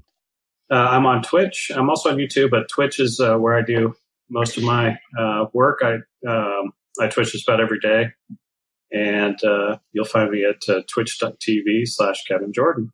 Pretty easy. Very good. So everyone, please do go over, throw Kevin some love if you haven't already yet. Go over to Twitch, look up Kevin Jordan, follow him, sub to him, jump in the chat, say hello, say Countdown sent you, and please do engage with Kevin. He's a great streamer over there, and he's on all the time, and he loves hearing from the fans. Now, we've got someone else on the line because we're talking about rogues, and I've got a rogue expert who is absolutely keen as to get in on this one. Kyle, how are you, man? Fantastic. I have about 3 or 4 beers deep in after a really long day at the plant. Very good. Well, very nice. We'll get you as a rogue should be. Maybe just a little bit lubricated on the beer and ready to go and cut some throats. So let's get stuck into it, guys. And Kevin, as you know, as I like to start off very, very generally, rogues. Now, I'm going to presume I know the answer to this one. Were you happy? Yeah, definitely happy. It's a strange case because I think despite the fact that it was extremely successful, there were a couple things. One was that it surprised me why it was successful, at least in one aspect. And the other was that from a play standpoint for myself, I didn't gravitate as much to the class as I had gravitated to stealth classes in previous games, because I was a huge fan of stealth classes in previous games. But for whatever reason, the rogue didn't grab me like other games had grabbed me in terms of stealth classes. So I also thought that was an interesting outcome. But overall, yeah, the class was massively successful, and it drew in quite a lot of different types of players for different reasons. And yeah, it's hard to compete with rogue love, from the people that, come to me and say they love rogues. Definitely. And if you didn't know, like I was a rogue lifer. That's the only character I ever played all the way through to Wrath. Was a rogue. Right. I didn't really muck around with alts too much, so I know the rogue lifestyle. Yeah, I was a filthy casual, but that was my, jam. So one thing that I've got straight off the bat is, I was very happy with how my character performed throughout the entirety of my time in World of Warcraft, and it seems to be the case that most, actually, I would go as far as saying all rogues agree with me. So the question would be this: with the universal love and appeal of rogues in vanilla WoW, did you almost go too far? Were they OP? Should they have had more faults? What were your thoughts on that? No, I don't think they were OP, is the bottom line. I think the class fantasy requires that the people playing rogues feel that sense of just dominance in the right situations. In those situations being jumping another player or, a monster even, from stealth using your deadly assortment of combos. So in order to deliver on that fantasy, you sort of have to give an impression that things are overpowered. But, one mistake or two mistakes against, a very good opponent, and you're going to end up toast, right? So everything was on kind of a knife's edge in terms of, that experience, which I thought was perfect. If you do your job well, you do it right, you plan well and you execute well, things are going to feel like you're unstoppable. But yeah, make one little mistake and they're going to turn the tables on you and you're going to be in a bad way. So. Okay. Now, while we have a good example on that, you just made me think of something. Perfect example. As a rogue, I always felt you're in control of your own destiny. In that game, you had Batman's utility belt to get in and out of situations. But one example of your make one fine mistake is I used to duel a lot of very high geared warriors and ride the zone between 5 and 8 yards so they couldn't hit me and they couldn't intercept me, and re-stealth and cheap shot them. But it was almost an art form and very difficult to do, but really frustrating to the other warriors I would duel. But a lot of that was based on latency and luck, but that was just a good example. Like a warrior could tear you apart in a quarter of a second. Yep. Yeah, everything had to go perfectly, which also, plays into the fantasy of you're the strategist, right? You figure out when the right time to attack is. You wait until after, he's done his, special move or whatever it is, or he's being occupied by two mobs out in the wild, or he's low health to start, whatever it is. Like, it's sitting and drinking. It's a perfect time. It's a perfect idea of what the rogue is all about. I plan for the best opportunity, and then I execute. A very devastating combo out of stealth. Kevin, I'll jump in and basically ask. We talk about thematics a lot during this segment, and you've raised it many, many times. And with the rogues, we've also addressed in the past the fact that they did become a little bit more of that, pirate or swashbuckler in a certain way. And Blue Inferno in chat asked the following: I see a lot of rogue inspiration coming from the swashbuckler archetype. Was there any movement or attempt to push them into one-handed and with an empty offhand Errol Flynn or Robin Hood flavored characters? And I would add to that, what was the actual inspiration? Because you've talked about, Aragorn was the hunter and whatnot. So what was the thoughts with rogues? Yeah, so we had a variety of different, archetypes or tropes from RPGs, and MMOs have done a very strange thing with rogues, because like the classic rogue or thief class from tabletop games is largely an out of combat, specialist. He's a non-combat specialist where he goes into town while everyone is repairing their gear and sitting in the tavern. He's off, breaking into second story houses and pickpocketing things and eavesdropping and sneaking around and, all this stuff that doesn't really translate to the MMO, like raid combat experience, right? So MMOs translated him into super high DPS, which was not his thing, right? Burst DPS, sure, in tabletop, but not like long-term, hardcore melee DPS. So what I wanted to do with the rogue was try to give as much of that back in the sense of like non-combat feel, and play into some of those, tropes or RPG standards that we had with obviously stealth, but also with like picking pockets. We talked about eavesdropping quests where you pay attention to things just out of reach of your stealth, and tried to give him more of a feel of a stealth class, an assassin class, a spy class, which is the SI7 thing that's in WoW, as well as just like the cutthroat or brigand, kind of idea. And the swashbuckler thing did appeal, but the problem with the offhand thing was just it's so hard to sell leaving a slot empty to players, because most players obviously just see that as another source of attributes. So they originally had bucklers for that slot in beta, but that felt a little awkward. And it also didn't play well with the itemization, having two different types of shields. So we experimented with a few ideas, and I'll talk a little bit more about one of the big ideas that hit the cutting room floor for the rogues. But we definitely wanted to play in the non-combat sort of feel to the character class, and not just make him the dual wield, high melee DPS specialist. And I think you succeeded there, because, I'll speak for myself that I think stealth into distract into pickpocket was one of the weirdly more satisfying things that you could do. Yeah. And I did it a million times. But a lot of lock boxes. Oh, yeah. Oh, yeah. Now, Kyle, I'll get you to think of a more general question as I read this first listener question to Kevin, and then I'll throw over to you after this one. But Geist asks the following: Kevin, what was the design process behind the energy bar, and why did it recover inticks of 20? Yeah, so all along, originally the concept for combos, came from like fighting games. Let's make a character that plays like, a character in a fighting game who does bip bap boom, like real quick, and then recovers. And that sort of created the model for the energy bar and the combo point system. That's also why he needed a shorter global cooldown than everyone else in the game, so you could execute, 3 moves very quickly. And then we like the energy bar, being this thing that could potentially be rapidly diminished, and then would create a pause, or you could create a cadence where it was like periodically spending your energy and getting it back as quickly. So it gave us a lot of flexibility to play with the play patterns of the class, and also just felt super cool to play with. So that was one of our better resource systems, especially when compared to like mana, which had a lot of problems before we introduced a lot of mechanics that play into the mana bar. Okay, go for it, Kyle.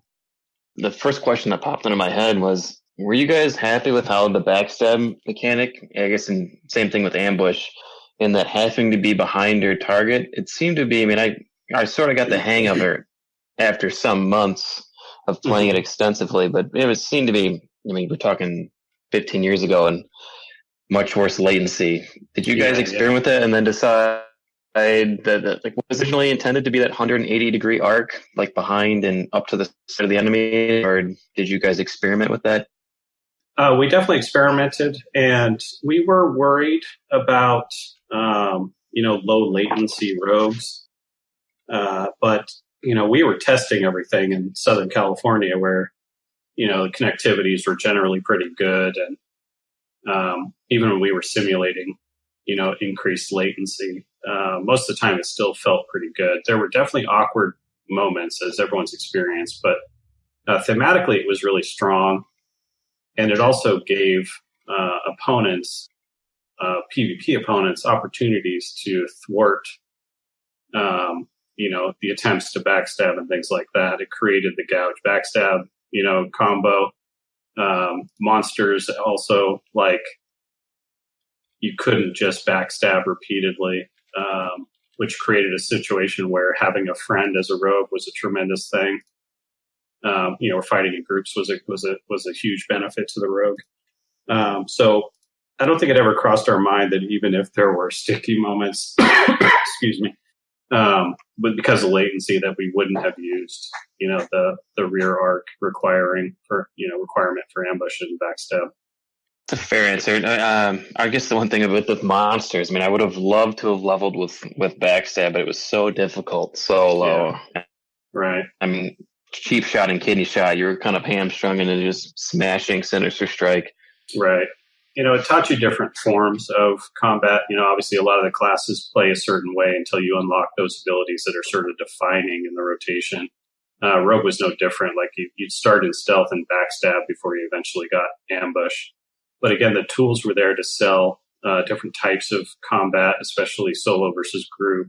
How to, maximize your opening burst, with stealth and backstab, to teach you basically what the rogue was about. So there were points where it wasn't seamless. And when you're watching everyone else play, there seemed pretty straightforward. There was very little setup.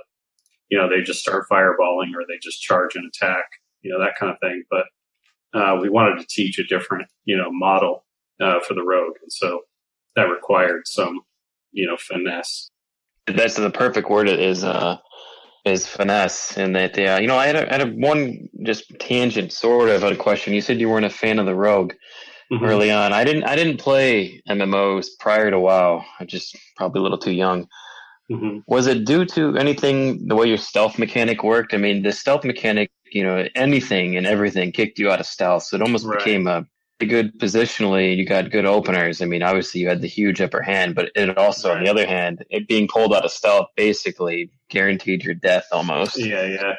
No, it wasn't related to stealth. It was, I didn't really learn about this, and it's kind of why it's one of those things where I learned about it later on throughout the, as the rogue developed, was that eventually we found that most of the mathletes, were becoming really enamored by the rogue because of his really super complex rotations. It's like, I always imagine like Goodwill Hunting, he's sweeping the holes at the university, and at the end of the day, he's filling the chalkboard with like rotation DPS, models for the rogue, right? And that's what it felt like, what you needed to be in order to really excel at rogue DPS at the highest levels, right? In raid levels. So that was the thing that sort of turned me off. Like, I understood the math and I did a lot of the math, but as a player, I didn't want to have to be sort of a PhD in mathematics in order to maximize my effectiveness, right? So, whereas a lot of people love that aspect of the rogue. So that was one of those things that turned me off to like just this idea that in order to maximize my potential, I had to get into that level of mathematics, shied me away a little bit from, previous games where I played stealth classes. So that was my take on why it didn't attract me. But again, it's just one of those things that's the very reason why so many people love the class. Kevin, I'll jump in with another listener question from Geist, who sent in a few, but he said, I know you already mentioned that you were going to talk in depth about the combo point system, but I'm going to ask you a question about that as well, just in case. Why did you lose all your combo points if you untargeted your opponent? What was the design philosophy behind that specifically? That's a really great question. And I'll throw a little bit at BFA as well when I talk about this. I'll sling a little bit of mud. because combo points have become sort of the standard for a lot of the classes, quickly recharging energy bars or resource bars and various forms of combo points. So originally, I'll start with thematics. It felt strange that you would work up your combos on one target and then do this big finishing move on another guy. That didn't really fit the fantasy idea of, combos with, really powerful openers and then finishers. And so that was one reason. The other reason was, and this was the gameplay reason, and probably the most important one, was the play pattern felt really bad because if, the right way to play, especially when you're soloing, is to work up combo points on one creature, kill him, and then open with the finisher on the next guy with all 5 combo points, which makes that fight then much more trivial. And then you repeat that process. And that process felt very rushed from creature to creature. And I experienced this with the Paladin when I played, BFA or Legion back in 2017. I leveled a Paladin from 1 to max level. And I noticed because they had a timer on it, they have a timer on when your holy power diminishes. So you don't quite kill the guy in that, hit super. You end up having like that ends up being overkill on the normal mob. And so you want to carry that overkill burst into the next guy, but you only have 10 or 15 seconds to do that before you lose that.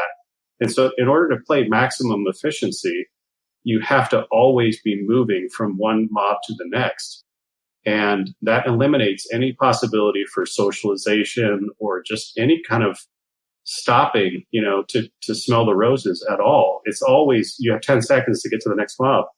And so I really didn't like that feel of being pressured. And that's sort of how the combo point system started, because we didn't have it wipe early on, but I felt like it was just this weird pressure to always be pushing forward, which some people love. But for me, it was like it didn't really fit the idea of the MMO experience, which again is very different nowadays than it was back in the day when we were working on it.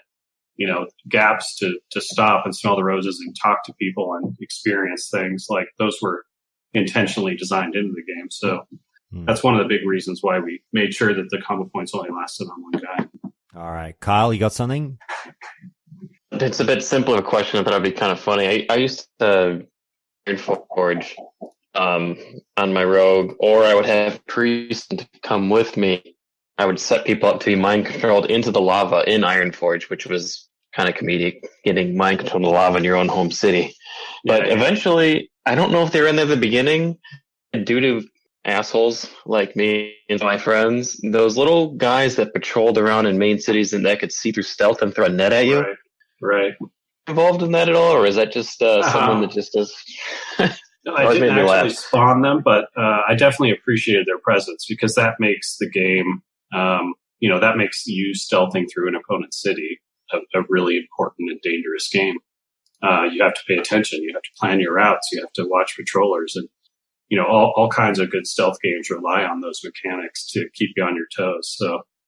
Totally agree. It felt like the Terminator was always like around the corner, and right. I definitely did what you're talking about. I just thought it was really funny. I think they popped up. I don't think they were there right away. Maybe I'm misremembering. I can't recall. Right.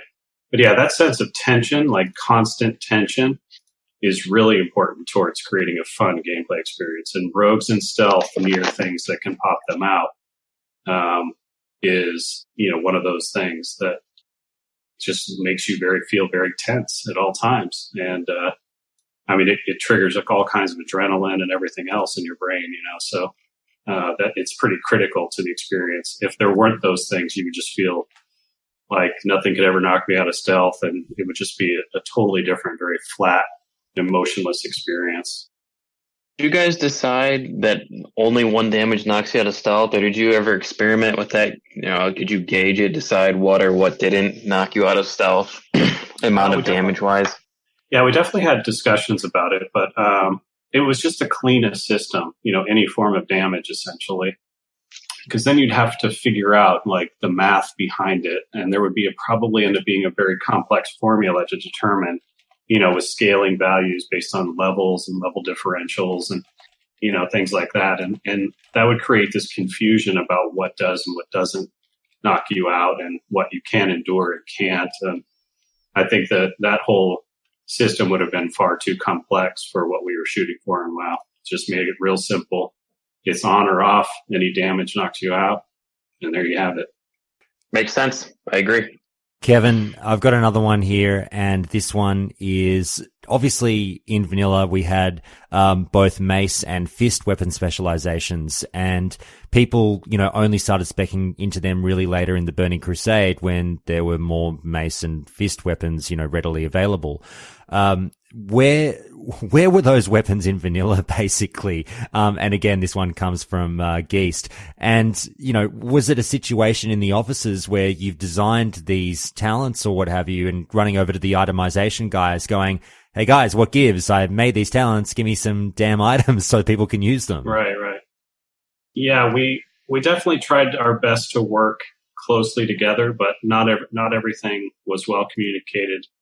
There was also some strange assumptions about, what we could expect, and also what was great. We learned pretty quickly that, the 2.4 two-handed swords weren't any good, basically, because of the way that the scaling worked. And so there were a lot of moments, and the item guys had a ton, they had tons of people in their ear constantly, and there were. I was in his ear about what kind of environment we're trying to create, what kind of things we're shooting for. And, we need to make sure that itemization supports what we're aiming at, the noble goal we're trying to achieve versus, everyone else walking into his office saying, this item's garbage. You should get rid of it. You should make all items like this, that player standpoint, right?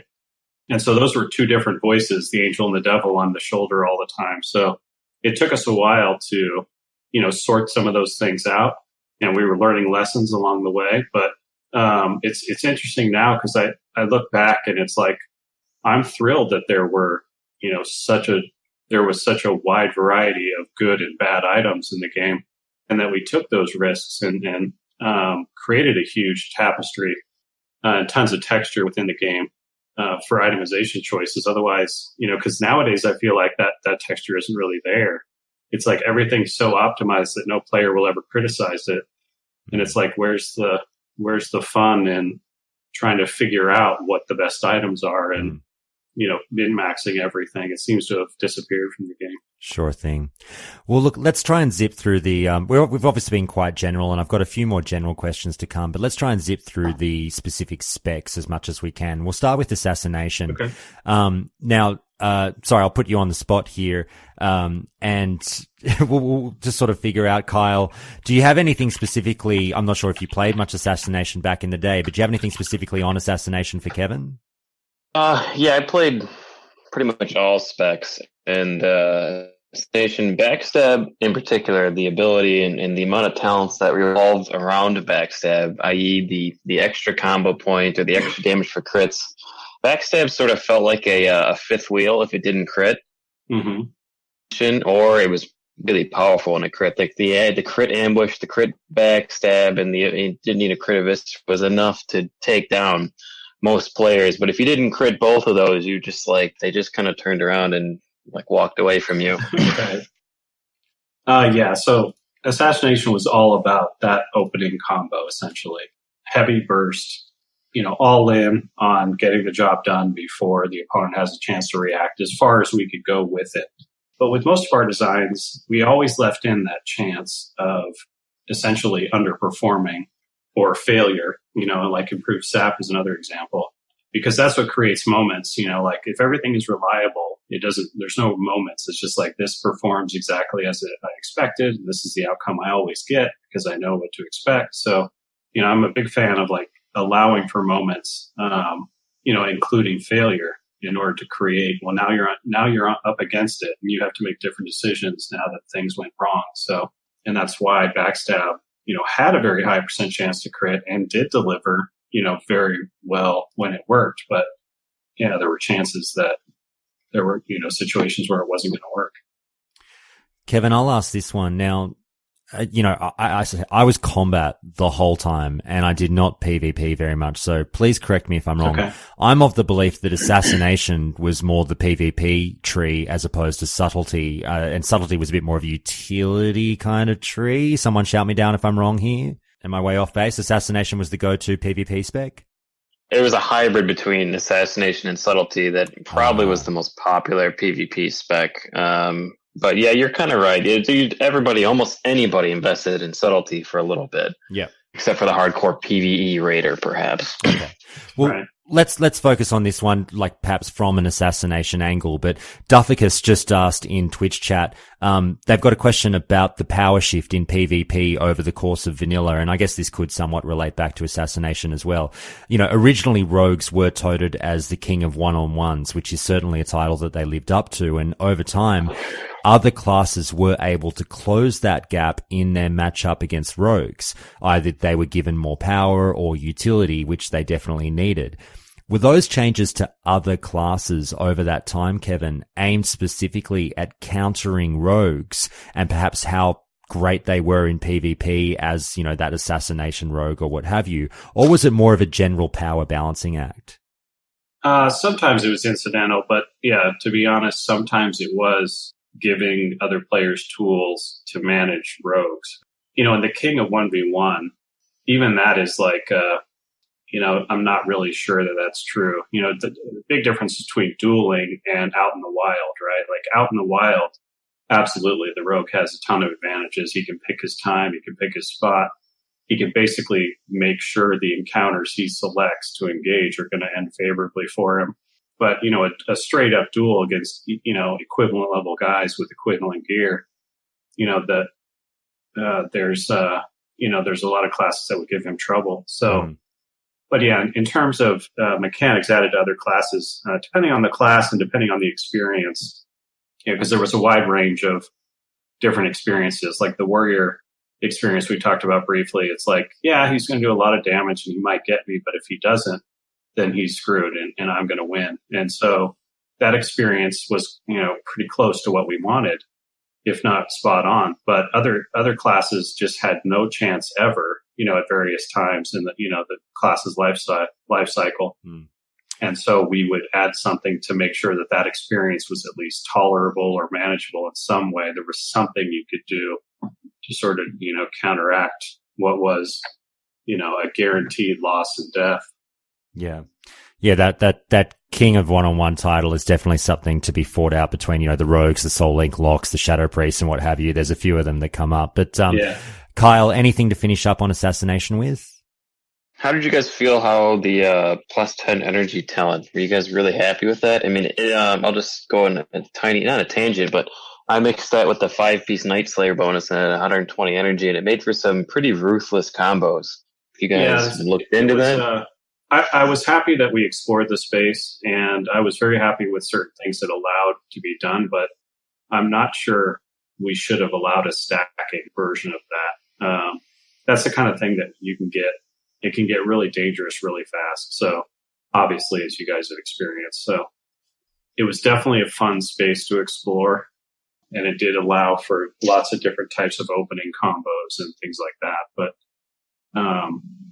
yeah, it's a tough one because it is very powerful under certain conditions, and it also makes the set bonus and the talent really difficult to, you know, walk away from, which can be fun, but can also make you feel like you can't change your spec or, you know, gear choices for a long time in, you know, new environments.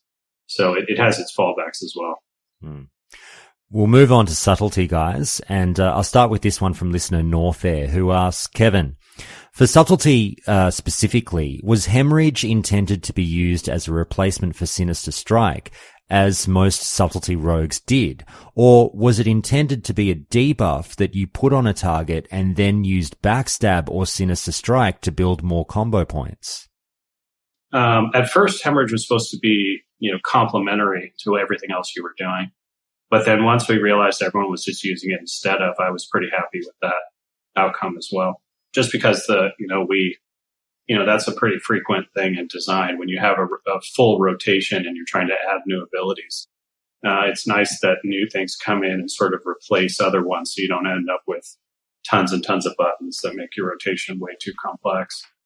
Fair So enough. it was a happy outcome essentially, but it was emergent. Like I don't think I ever planned for it to just replace, other things you were doing, namely Sinister Strike. Alrighty. Kyle, anything on subtlety? Oh, yeah, I'll go for the elephant in the room. Preparation.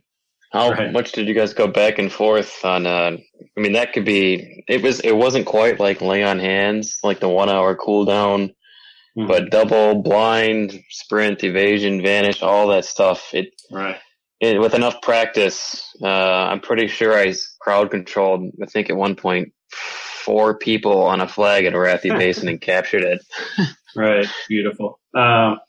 Yeah. So subtlety was designed to be the utility, spec, right? Just like you are the master of trickery and different kinds of things. So if we wanted any one of the rogue specs to be doing what you described, it was the subtlety rogue. And so that's why that very strong mechanic was put into it. And, but the rogue, the trick with the rogue was the tri-specs and the specs got so complicated and so different than most of the other classes in terms of, spending. Most people were just 3120 or 3021.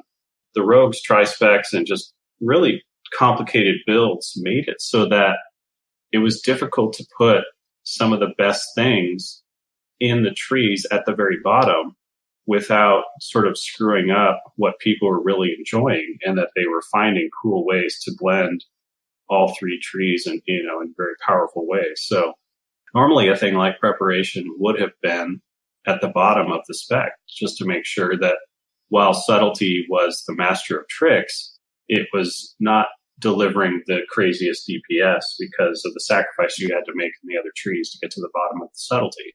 But it ended up at the 21 spot because, again, we didn't want to completely kill the tri-spec thing that so many people were having fun with. So it ended up a little more accessible. But yeah, you guys, obviously very was that in beta? To figure that out? That when you were floating around the DM'd? This would have been post-release, like during the class revamp, time period after launch. Because we didn't really see the tri-specs in beta. It didn't inform our design until much later. So, Kevin Norfair asks again just on subtlety, and you've touched on this in the past about your desires to have every spec in the game somewhat applicable in every situation, and obviously didn't get the time to get that happening in vanilla. I mean, I guess it's probably a pretty simple answer, but were there plans even for, the subtlety tree to be very, very viable in PvE? Yes, there were always plans for all the specs, and it's certainly the goal, but you never actually achieve it. I mean, that's the kind of thing with really broad design like this, where you just give the players tons of tools to do fun things and let them go at it. They find all kinds of strange stuff and emergent stuff that you hadn't planned, and then it creates the pecking order or the tier list for different activities on what's the strongest. And so it's a revolving door of, well, let's give this one a boost. Let's take a little off this one, et cetera, through the 27 specs at all times. So you never really achieve in practice ultimate balance, as long as, again, your design space and play space is broad enough and, risky enough that you're giving players the ability to be creative and find fun builds and things like that. So, which I think is fine. Like, again, the goal is to make everything, viable, but not achieving that at all times is not necessarily a failure. Kyle, anything to finish up on with subtlety? Did you guys see premeditation used very often? That was the problem. Again, it's sort of the opposite side of what I was talking about before. Like the 21s were extremely powerful and valuable. And the 31s were like, would be nice, but it meant you had to give up so much to get the 31s compared to what, rogues had been doing all along, that, not a lot of people were investing that heavily. So yeah, I would say like different than most other classes, the bottom or the 31 talents were not as highly desirable as, the comparable talents in other classes. Now, Kevin, we'll move on to combat, and I'll start off with this one. In my opinion, I was a combat rogue. This was my spec, my whole WoW career, basically. I loved this spec. And right. we touched on it at the start, and you said that you felt rogues were not overpowered, and I appreciate that. But there was something, and I can only speak for myself because, I haven't played much of the other classes. I don't know. I'm sure other classes have somewhat of this feeling, but what I'm going to get at is, that feeling as a combat rogue where you pop all your cooldowns and you feel like this, god-like figure just burning things down with, you've got adrenaline rush, you got blade flurry, you pop on an evasion, and you are just going, slice and dices up, and you're just going ballistic.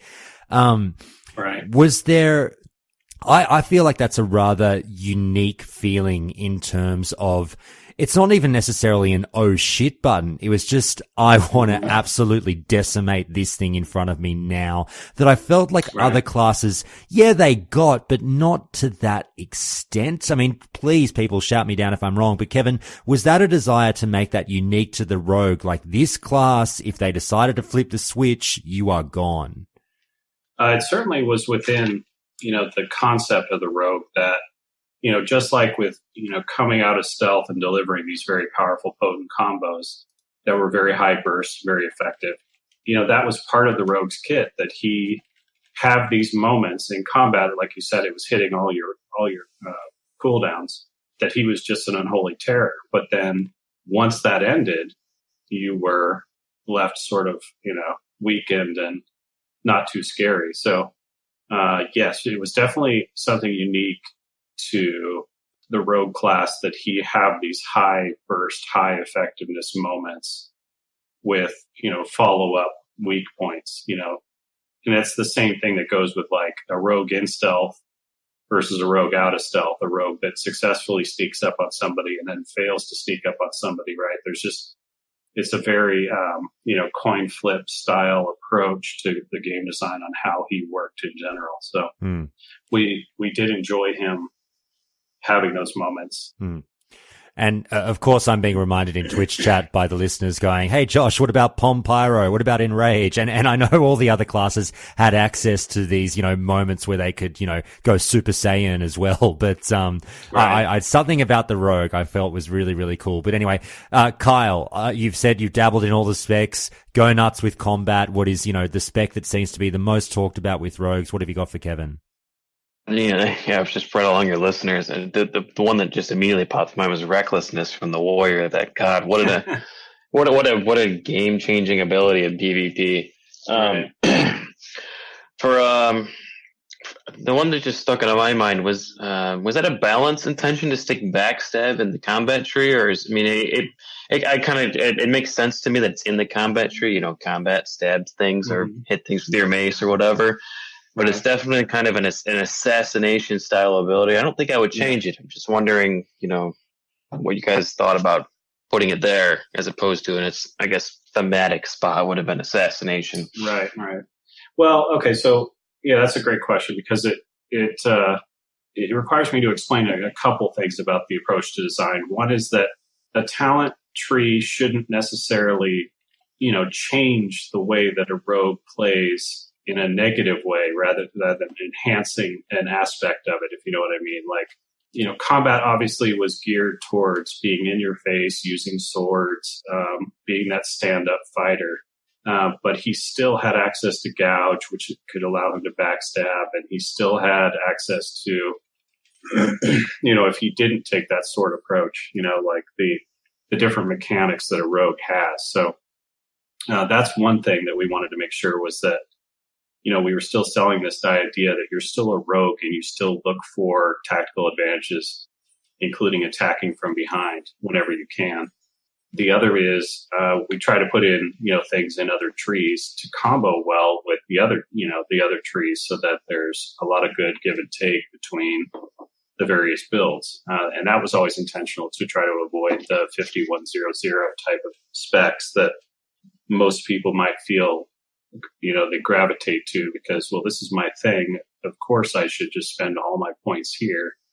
because every point in something else was a waste. So that was never our intention. So we put in different things in other trees that are really attractive to off specs to create that sort of synergy dilemma. All right. Anything else on combat, Kyle? The combat tree specifically? No, not really. We're kind of polar opposites there. I raided through next, but I didn't specifically love combat because I knew it was just for raiding pretty much. All right. Fair enough. All right, Kevin. Well, look, I've just got a couple more general questions before we wind it up. And we've got, well, here's an interesting one. Your arch nemesis, if you will, Kev Tank, has piped up with a good one.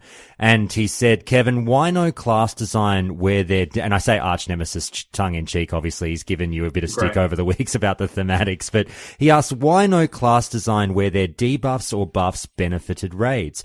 Expose armor having conflicts with sunder armor unless upgraded via talents, poisons being lackluster quite heavily, and hemorrhage reducing DPS immensely for a minimum debuff. Right. Some of that was, so that the balancing act here is always desirability in groups. Our first priority was to make sure that all the classes were desired in groups for different reasons and giving them different sort of roles. And so we duplicated some of the mechanics across classes, but we made some stronger than others in order to create a pecking order when it came to certain things. So like expose armor versus sunder, being an example, it's like, yeah, both of those mechanics are there, but if you have a rogue, you don't necessarily need a warrior, in your group for a dungeon run, and vice versa. But in raids, a lot of that crossover becomes kind of, you end up scratching your head because, all the classes are bringing all their mechanics essentially, and some just get thrown out. And then those classes that are getting thrown out because they're used to raiding primarily feel like, well, this part of the game isn't necessarily designed for them. And that's true because we're thinking more in terms of smaller group, content and interactions that create decision making that's interesting at that level rather than the raid level. So that's why some of those things, fell out the way they did in terms of power level. Fair enough. All right. We'll burn through these last few. Kyle, please do think of your last a couple of questions and we'll hit the home stretch on this call. But real quick, Kevin, we've got this one, and God, I've forgotten the listener's name. I do apologize to this listener. I'll find it in a second.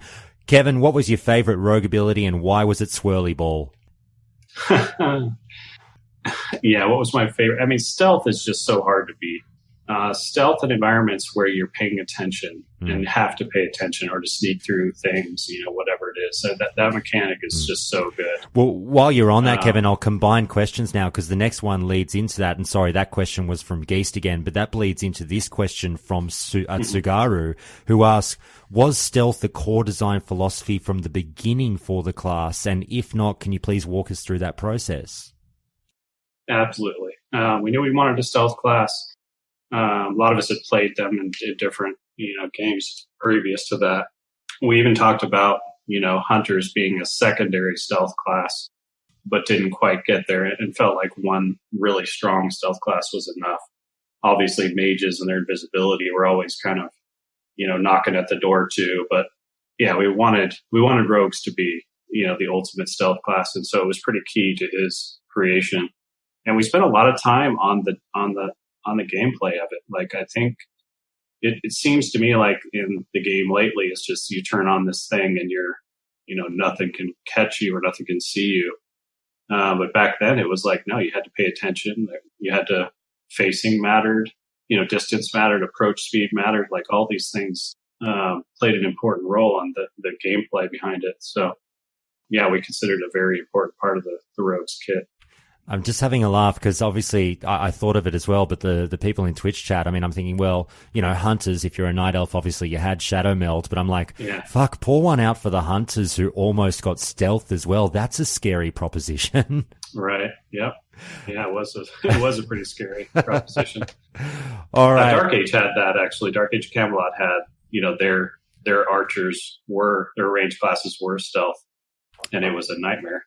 I see. I'm trying to get the creative mind behind Dark Age of Camelot, I believe it is, on the show.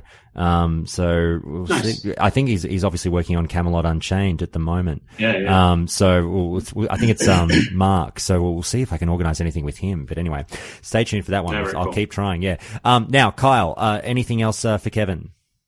Yeah, I just in your stealth mechanic talk, I think you guys, whether you just knew you nailed it, but you guys really nailed it. Whether from stealthing through dungeons or cities, or trying to get, like you said, two sides of a coin. Either you opened and you're immensely powerful, or someone was smart enough to know you were coming and knocked you out of stealth, at least in a PvP form.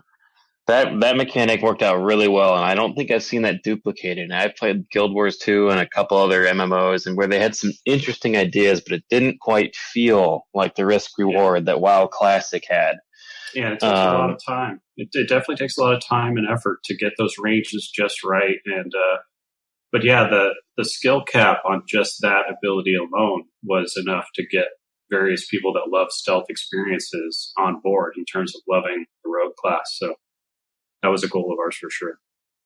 And the other thing was, like I said, I was talking to Josh a little bit before the show. I abused every mechanic in the book when it came to PvP, whether it's iron grenades or discombobulator free or rays or free action potions. But one thing that I just thought of right now was, you could get people locked in a 5-point combo kidney shot for 6 seconds. And if the mechanic was a Thistletea, I think it was called, where it restored 100 energy. And I had that trinket, Runataki's Charm of Trickery, that it restored 60 energy. And that was, I had both of those, and that was a heyday towards the end of that when I had both of those. That was grossly, not grossly, it had like the rogue feel of being overpowered. Did you guys experiment with using the two of those combined and we're like, all right, just let them have their fun? I would say not enough testing was done on that particular combination. Like, yeah, it was definitely fun, but probably a little over the top. It's definitely not fun for the receiving end of it, would be my guess. Right. Kevin, and that's always the delicate balance with this kind of thing. Like you want to feel like you can insta-kill people because that's a fun experience once in a while, but it's not fun for the other guy. So you have to find that, under the right circumstances, it's a very delicate balancing act, where you allow that kind of thing to occur.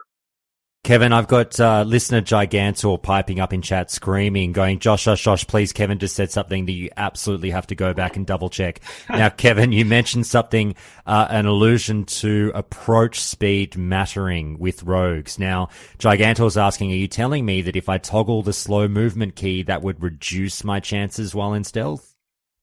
All I meant by approach speed was how fast you moved while you're stealthed. Because that changed in vanilla depending on level and things like that, and what other effects you had on you. So, yeah, that's all I meant by it. There isn't a special combination of buttons that give you higher or lower approach speed. There's no secret approach speed level that we need to now look for in WoW. No. Okay. That's okay. All right. Last question, Kevin. Then we'll get into the cutting. Second last question. Then we'll get into the cutting room floor. Sugaru asks, how did the poison thing come about with rogues, and were there ever any plans to expand upon it in vanilla? Yeah, so it came about because, again, we wanted to push sort of non-combat mechanics with the rogue, and so we thought it was cool that he had his own little mini trade skill, essentially, or mini crafting skill that was all about him, essentially killing people. Being the assassin, it just felt really natural for him to have access to poisons. The problem we had with it was there weren't, like, every poison that we created was a brand new mechanic, and he already had a lot of button presses he could do just with his, combat abilities. And then, so to have a full suite or an expanded suite of poisons would have meant he had an additional, 5 or potentially 10 mechanics that were all doing different things. So that space ended up feeling very limited in terms of what we could give the rogue that was different than what he was already doing, or not stepping on the toes of the mechanics that other classes were bringing. So that was essentially the issue with trying to add or expand that system. I loved the poison system and wanted to do lots of fun things in there, but it's like, yeah, every idea we came up with, it was like, well, someone's already doing that, or he's already getting that effect from, some other place.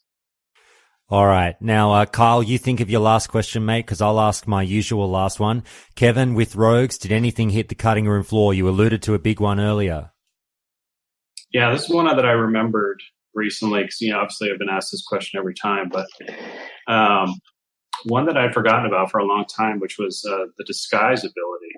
We actually worked up several models on what it would be like for the rogue to disguise himself. And in fact, the Defias bandana is actually an artifact from early models of that system, in that you would actually... the system is essentially you would cruise around and kill things, and they would drop pieces of clothing or articles, clothing or items that would then allow you to equip them to become disguised as something else, so that you could essentially sneak amongst them, but in plain sight, using these disguises. Would that open the door up for world PvP, like slipping into Orgrimmar or something? Right. So it had a lot of really powerful, it was a very powerful idea in terms of gameplay, but what the key problem with it was, how does it different from stealth? And so we couldn't really differentiate it from stealth enough to justify like the additional cost of, like dropping tons of items and having this, again, he had this mini trade skill where once he collected the items, he could craft this disguise item that he would then use to, change his appearance. And there were a lot of cool ideas under the hood about what it was going to entail. But again, it was like at the end of the day, he was just bypassing content, just like he was already doing with stealth. So it didn't really stand out as a different mechanic, even though a lot of the bells and whistles around it were super cool. So that was one that ended up hitting the cutting room floor. They also talked about languages, in terms of like him eavesdropping and having to learn languages so that he could glean special knowledge from, eavesdropping conversations of monsters and things like that, so that he could, like bypass doors or say the password to get access to hidden areas, things like that. But lots of cool, RPG ideas that didn't actually make the cut. Learn how to speak the other faction's language so he could say get wrecked in their language. That's right. Yeah. That's right. No, I appreciate where you're coming from. It is interesting. Like the disguise thing really does pique my interest. But as you say, I'm struggling to deviate between the two, whereas it's still effectively stealth. You're just doing it in a different way. You slip into the other faction city, but you're just hiding in plain sight as opposed to actually hiding. Right. And then PvP, it was also very problematic because it's like, yeah, I got disguised. Like it's really difficult to fool players when it comes to disguises, especially with the technology needs of, well, he's still got this horde nameplate above his head, right? Like clearly he's an enemy. So yeah, interesting. As Keftang points out, it's like the Game of Thrones, the faceless men type system. So there you go. Right. All right, Kyle, what's your last question for Kevin, mate? It ties into rogue, but it's, I guess, more of a general race class combination question. So I had a gnome rogue until level 30 or so is my first rogue, and then I dueled a warlock and never looked back after I got feared and switched to undead. Right. I totally crossed the line there. And if I was making a character today, undead rogues are, I might be a human rogue. Just for all the undead rogues you could hunt down. Were there ever class race combinations? I mean, rogue is a very specific one. Like if you look at an undead rogue on like Pinterest or something, you can find a plethora of like fan art. Not so much with a lot of other stuff. Did you guys ever look at that? I mean, was that part of the reason why World of Forsaken, for example, the fear breaking ability got nerfed from 20 to 5 seconds? Some of it was power level. Obviously, there were some great things about Undead Rogue that helped him in certain matchups, especially with, like we talked about fear. It also plays really well into this idea that rogues are sort of evil, and undead are evil, so they seem like a match, in Made in Heaven. But our goal with the rogue was always, thematically, that they're more than just, cold-blooded evil assassins. They're spies, and they're, as was mentioned before, the swashbucklers and that kind of thing. So, but yeah, I think a lot of people just gravitated to that sense of I'm going to sneak up on people, stab them in the back. That's a very evil thing to do. And therefore I'm going to play the most evil race I can find, which is the undead. It worked out for undead rogues. I mean, because fear was I think it's the only CC where you could take damage and still be CC'd. So it can really work in your favor, or out of your favor or in your favor. Guys, I know fear sometimes just broke instantly. Yeah. And that's an example of like the stealth system that we talked about earlier, where it's like we had to create a weird system with fear, and you don't really know what to expect. And it required a lot of polish to get that system right, because it was just so fraught with problems. All right. I can't imagine. All right, Kevin. Look, mate, you have come to the end of the class series. This has been Ask Kevin. You made it. We've reached the goal. We've got one more call to come. We're going to talk a bit more generally there, but you have been an absolute superhero on all of these classes. And I know everyone who plays, their class, who loves their class, has appreciated all the input that you've had on every class in the game and every spec, and you've been so good, and I can't thank you enough. Everyone, please, once again, go and check out Kevin Jordan over at Twitch. Follow him, sub to him, say hello, all of that jazz. Kevin, as we leave you here on this call, before we jump into the next recording, I would just say, given everything you've said, everything you know about rogues, the guys want to know, would you trust a rogue in real life based on the class fantasy you designed? Oh yeah, rogues make really great friends. There you go. If you befriend enough rogues, you don't really need anything else. There you trick go. is befriending them for sure, but yeah, I'd rather have one on side than not. Absolutely. That's right. That's right. All right, Kevin. Thanks so much for that one, and also Yeah, Kyle. Oh, sorry, go for it, Kevin. It's been an Yeah, absolute pleasure. I really appreciate it. It's so fun to talk about this old stuff, and especially with people that just love the content. So, it's been an absolute blast. I really appreciate it. thank you, and Kyle, thank you so much, mate. Thanks for the invite. Like I said, if I could have been 17 and, failing my college first semester, I would have never believed it. All right. It's awesome. Hi everyone, Josh here. I just want to take a quick moment to remind you that while Countdown to Classic will always be a podcast you can get for free, if you do happen to really enjoy the show and find yourself always coming back for more, then please do check out the show's Patreon page to see how you can help keep the lights on at Countdown to Classic, and even vote on show content as the show continues to bring you more and more classic WoW goodness. Alternatively, if monthly subscriptions aren't your thing, you can always visit the show's tip jar over at Ko-Fi, with that link being in the show notes and on the website too. Now, let's get back to the show.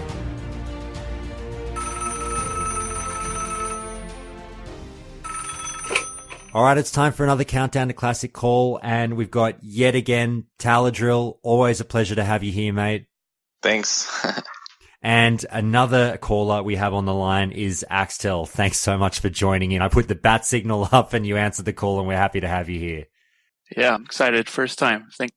Yeah, I mean, obviously, as again, I always say, it's so great to have these people that we talk to all the time in the Discord, either by text or voice. It's so great to have people dive into sort of the show waters for the first time and sort of, take the plunge with a call on the show for everyone else to sort of get to know you a little bit. So that's fantastic to have you here. Now, the reason for this call is, Taladril, you raised something with me recently that sort of got us both quite intrigued, and we started sort of, diving into this thought that the perspective of the retail player who checks out Classic and what their perceptions of the game will be. And we're not so much talking about retailers who are already looking forward to Classic. That's great. They're already sort of into it. That's wonderful. We're more focused on people who play modern World of Warcraft and perhaps are somewhat intrigued, or perhaps don't even really know much about Classic yet, and will give it a go, and what they'll think about it from then on. So, Taladril, I might start with you and just tell people what we sort of came to the conclusion with on how they might take on board Classic. Yeah, well, so I'll just step back a little bit more overview. So it's Sure. interesting to me, this whole picture, because first off, you have the announcement of Classic WoW being the highest voted thing on WoW's subreddit ever. Yep. Right. And then at the same time, like if anybody tries to post anything in WoW that's classic related, it's like it doesn't even exist, you know? And if you try and talk to people in the retail space in general, like if you talk on their Discords or whatever, there's very little space for that to be discussed. So it's like, it's weird. Like there's these two camps, but most of the camps just don't even act like classic exists. So I just wonder how long it's going to take for those people to start engaging in that, if it's going to take until beta or what, but because there's clearly this interest, you know, we've got a lot of people excited, but then there's also this group of people who just, it's like they're almost actively trying to act like it isn't coming out. Yeah. And I've no doubt there's also that portion of the player base that still to this day has no fucking idea that Classic's coming. Very possibly. Yeah. Now, Axtel, I'll ask you, and the reason that you're in on this call, as you sort of let me know earlier, which is great, is that you're still quite an active player of the modern game. You still, you know, raid, you run around with your guildies, you got a bunch of friends that still play the modern version of the game, but you're also very much so hyped for Classic. So I thought you'd be a great voice to get in on this as someone who's still in tune with some of the members that play modern, like many of us in the Discord don't. What's the kind of conversations that you've had in game over the past few months or past year or whatever about Classic, if any? Do people not talk about it? Do you kind of try and bring it up, or how have you found it? Oh yeah, it's definitely a hit or miss. I'll get in a group, and in modern WoW, it's hello cat. In modern WoW, it's you pull it up in a random dungeon group where you don't have to look for people. You're just automatically queued in a group, and you can throw out a hello, how's everybody doing? And I would say 90% of the time you don't get anything back. Occasionally, when you get to strike up a conversation, it's, hey, is anybody looking forward to Classic? And you'll get one or two people that respond. And for the most part, it's either they're diehard Classic fans and they're just like us, we're waiting for it, or they absolutely want nothing to do with it, and they still don't understand that they're two separate teams, and they still fear that Blizzard is wasting resources on it. Yeah, which is an argument I still see coming up every now and again, which I still don't understand how people come to that conclusion. I don't understand that at all. Like, just they hired more people to do different things. Yeah. Like, I mean, come on. This is just, they're not cutting corners for this. Like, if they're cutting corners, it's because they want to cut corners, not because of Classic. Yeah, we saw the ads. All right. And we've actually just had another caller join in who just contacted me, another person who still is very, very active in the modern game. And say hello, Trabadab. How are you? Doing pretty good.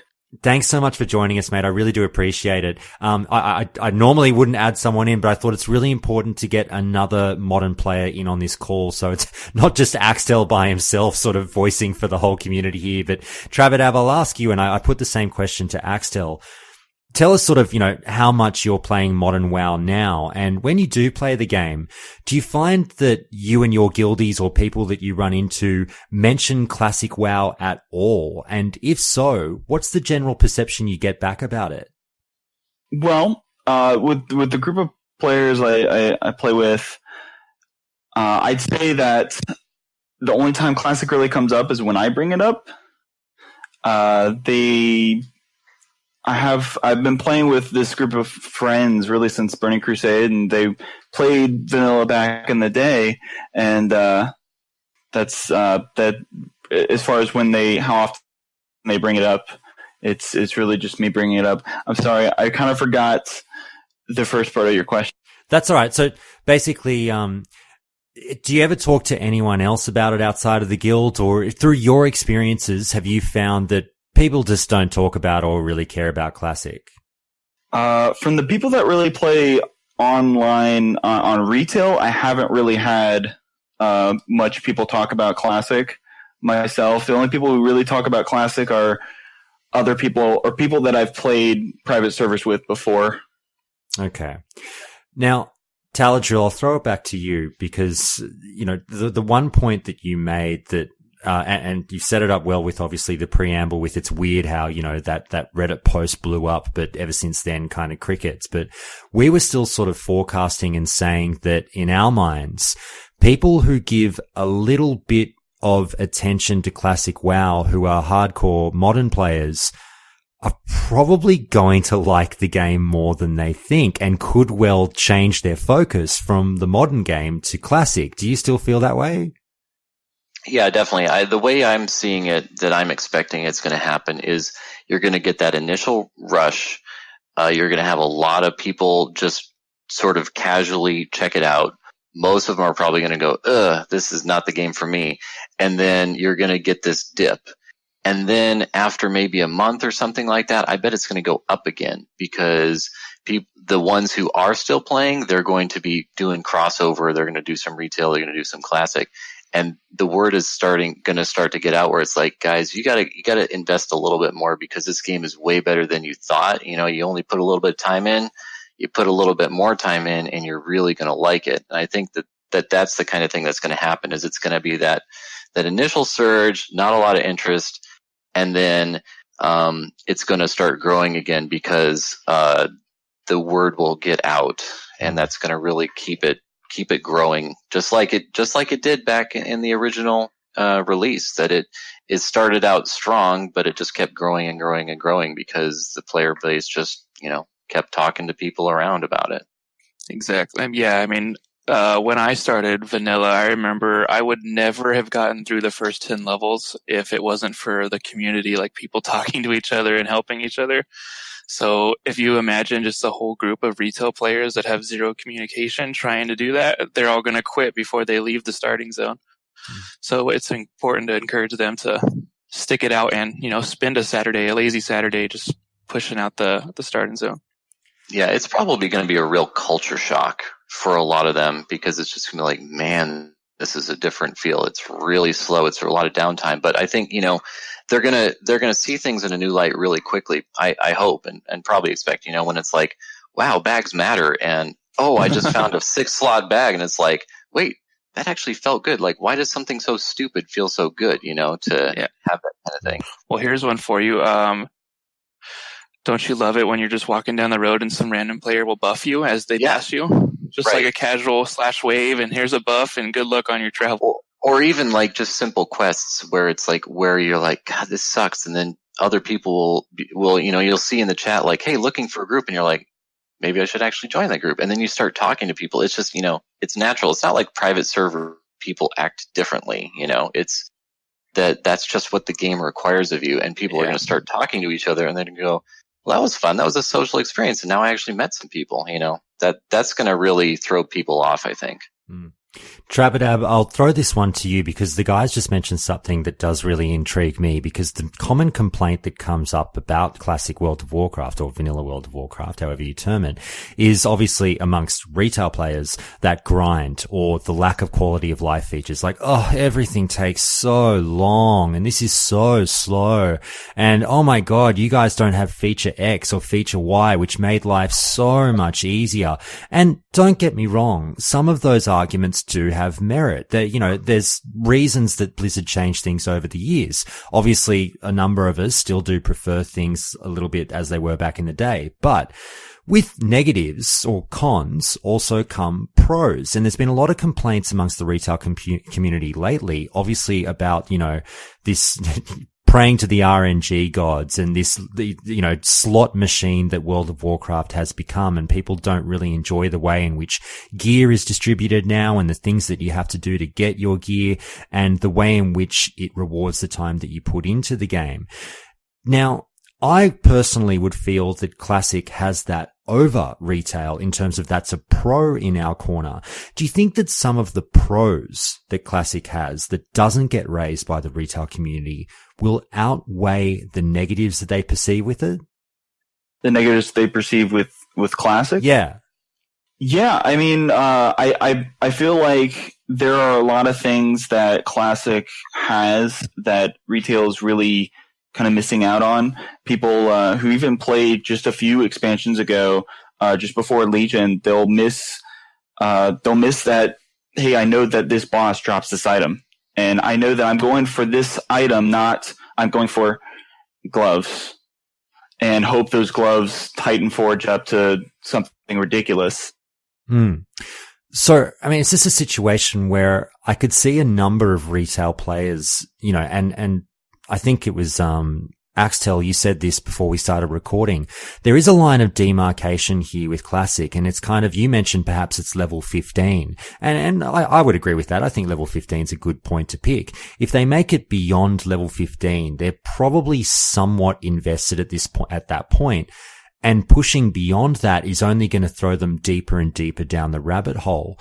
And as they fall deeper down that hole, they may start to fall in love with, as they go through their first few dungeons and whatnot, of getting these rewards that are so significant and not necessarily, like that slot machine that we talked about, that they'll want more and more of it. Would you agree with that, Axtel? Yeah, absolutely. And then like the 15, for me, I picked 15 because that was my number. If I started a character and got the 15, I was never deleting it because that was the level that you can wear your first level 15 gray cloth shoulder pads. And that was my reward. It was like, okay, you finally hit 15. Now your character is a peasant with a staff, and now you're a peasant with a staff and shoulders. So good job, Yeah, but no necklace. Yep, nope. I can't think of how many characters I actually made that I leveled probably to around 12 to 14 ish, where I just kept making them and then starting over, starting a different server, a different faction, and eventually when I finally got one to for me it was when I got it to like level 25. My paladin, once I got him, I didn't stop with it. I just dropped everything else and just played him because I got more into PvP, I think. Fair enough. Interesting. For me, the cutoff was around level 30-ish. Like, if I got him to level 30, it was like, okay, I actually like them. Because it was, I don't know, you'd run a dungeon or so, but it was like, that's when the real grind starts hitting in, and it's like, oh, this takes a long time. I don't really want to keep doing this with this type. Taladril, I'll stick with you because you're a bit like me in that we're rather frequent, users or checkers in of the Reddits, the subreddits. Mm-hmm. And I really do anticipate, and I know that if a bunch of modern players were to hear this podcast and hear what I'm about to say, they would just roll their eyes and go, look at these idiots. They have no idea what's coming. Talk about just kissing a game's ass that has no merit, blah, blah, blah. But what I'm going to say is I really do anticipate a number of posts, a vast number of posts, whether it's YouTube comments, subreddit posts, or, anything like that, just things you hear in game of people who have played Modern WoW for years, who try Classic and sort of suck it up a little bit and say, I tried Classic WoW and guess what? I didn't hate it. That would be wonderful. I didn't think about that being an actual thing, but yeah, I could see that. I could really see that tide turning on the social side of it too, not just in game, but actually out there. Yeah. Yeah. Now, the next interesting part of it as well, which will probably only help sway the crowd a little bit more, and this is something that will be really intriguing to see as it drops. Axtel, I'm not sure if you're or if any of you really are big Twitch viewers or if you check in every now and again, but there is the perception out there that Classic WoW is going to really drop the bomb on Twitch and convert a lot of those sort of, just casual viewers there because they tend to go where the most people are watching. So people will log on to Twitch, they'll look at their little dashboard, they'll look at the rankings and see which game is sort of number one or in the top 5 or whatever.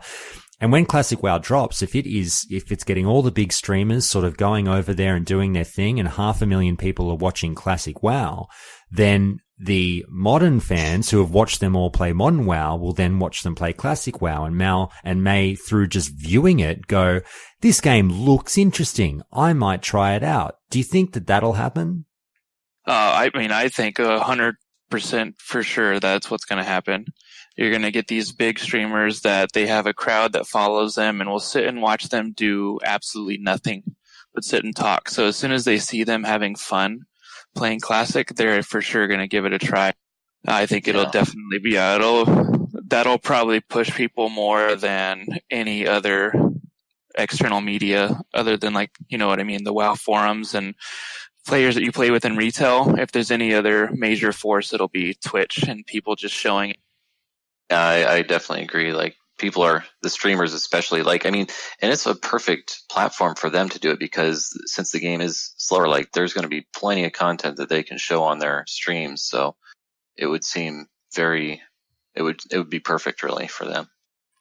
I feel like it'd be better for the personality streamers, the people that people watch because of their personality, because I don't think the minute-to-minute gameplay of Classic, especially in the early leveling times, is not that engaging. I think it'll get a lot of people. I'm sure it'll jump to the top of Twitch when it comes out, just because of how many people play WoW and how many people are going to come back just to try it. But I'm not sure if people are going to find it as interesting, because they did stream the demo, I believe. And when I tuned in some for the demo, I didn't end up watching a whole lot. I think I might have watched a lot of videos after the fact on the duel tournaments and stuff.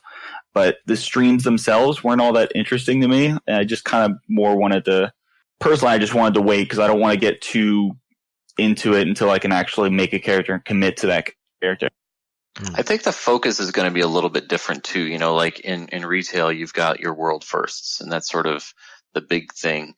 In Classic, it seems, especially with the hardcore guilds, usually what they're doing is they're trying to do speed runs. And so I think we're going to see a really big push for, like the top standing is going to be who can run stuff the fastest. So that's what you're going to see with guilds. And those are really exciting streams to watch.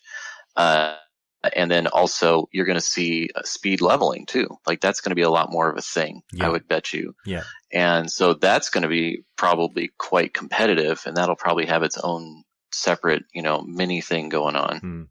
I'm anticipating people to get pretty wild and wacky with Classic WoW after we've spent a fair bit of time with it, maybe, 6 months to a year into Classic WoW.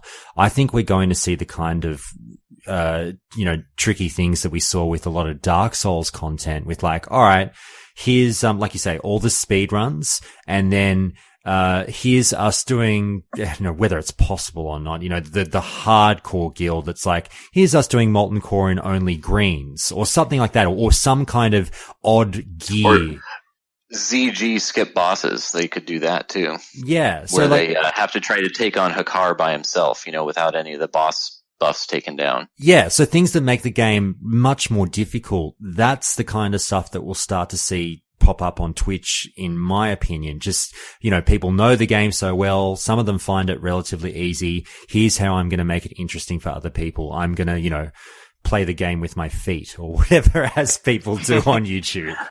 I won't be tuning into that one. I know in Burning Crusade, was it Nihilum was like the top guild? I remember them going into raids like Gruul's Lair and killing Gruul. It's a 25-man raid, and they killed it with like 10 people. They like cut their raid in half.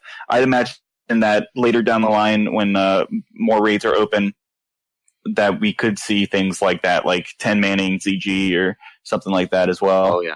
Well, you'll definitely see that with Ani for sure. That'll be, Ani challenges because there's people that have done it with only 4 people or maybe even 3 people to take down Ani.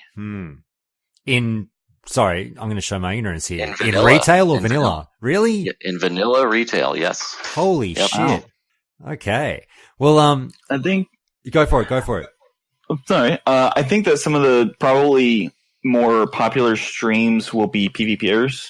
At least something more consistent. I think that you'll find some people just PvPing all the time. I would tune in to watch a paladin go around wreck bombing people.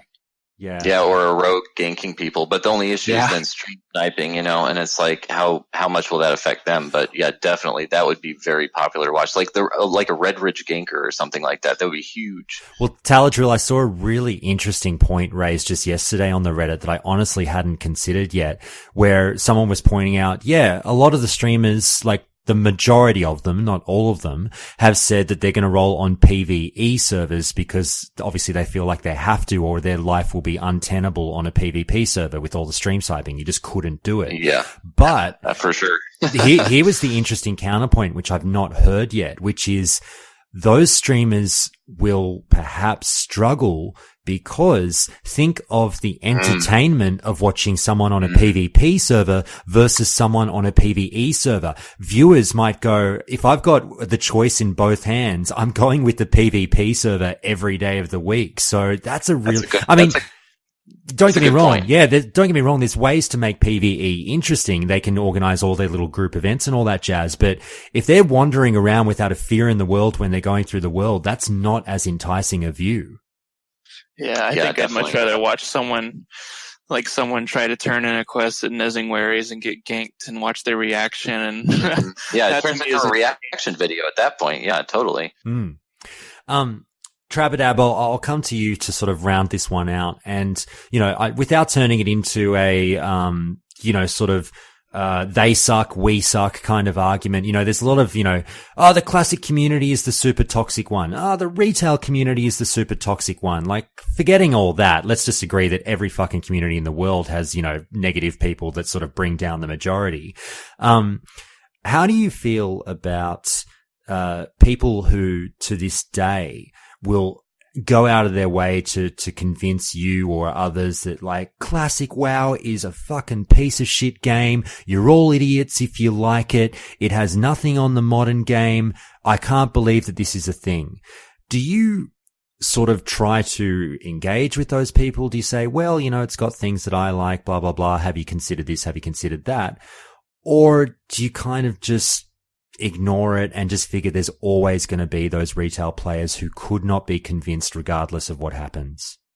I definitely, in my guild, really, I have a couple people who are very much of like, oh yeah, vanilla was very imbalanced. Of course, one of them played Protection Paladin in vanilla, and of course, as the game has gone on, it's gotten a lot better for those classes.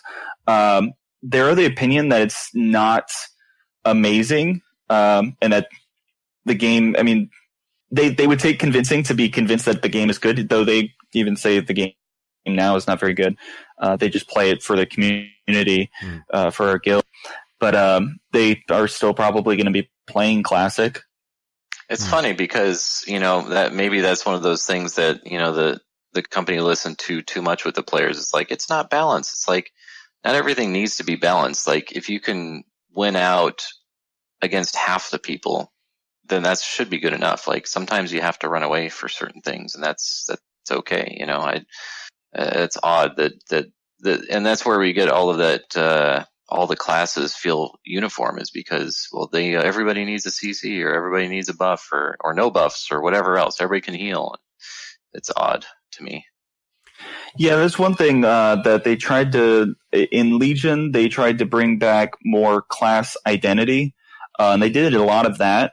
And then this expansion, they brought out more. They brought buffs back to an extent. They made priests are the only people that can give you stamina. You can only get intellect from mages and battle shout from warriors, or else you get a dumbed down version of it from a scroll that's not as good.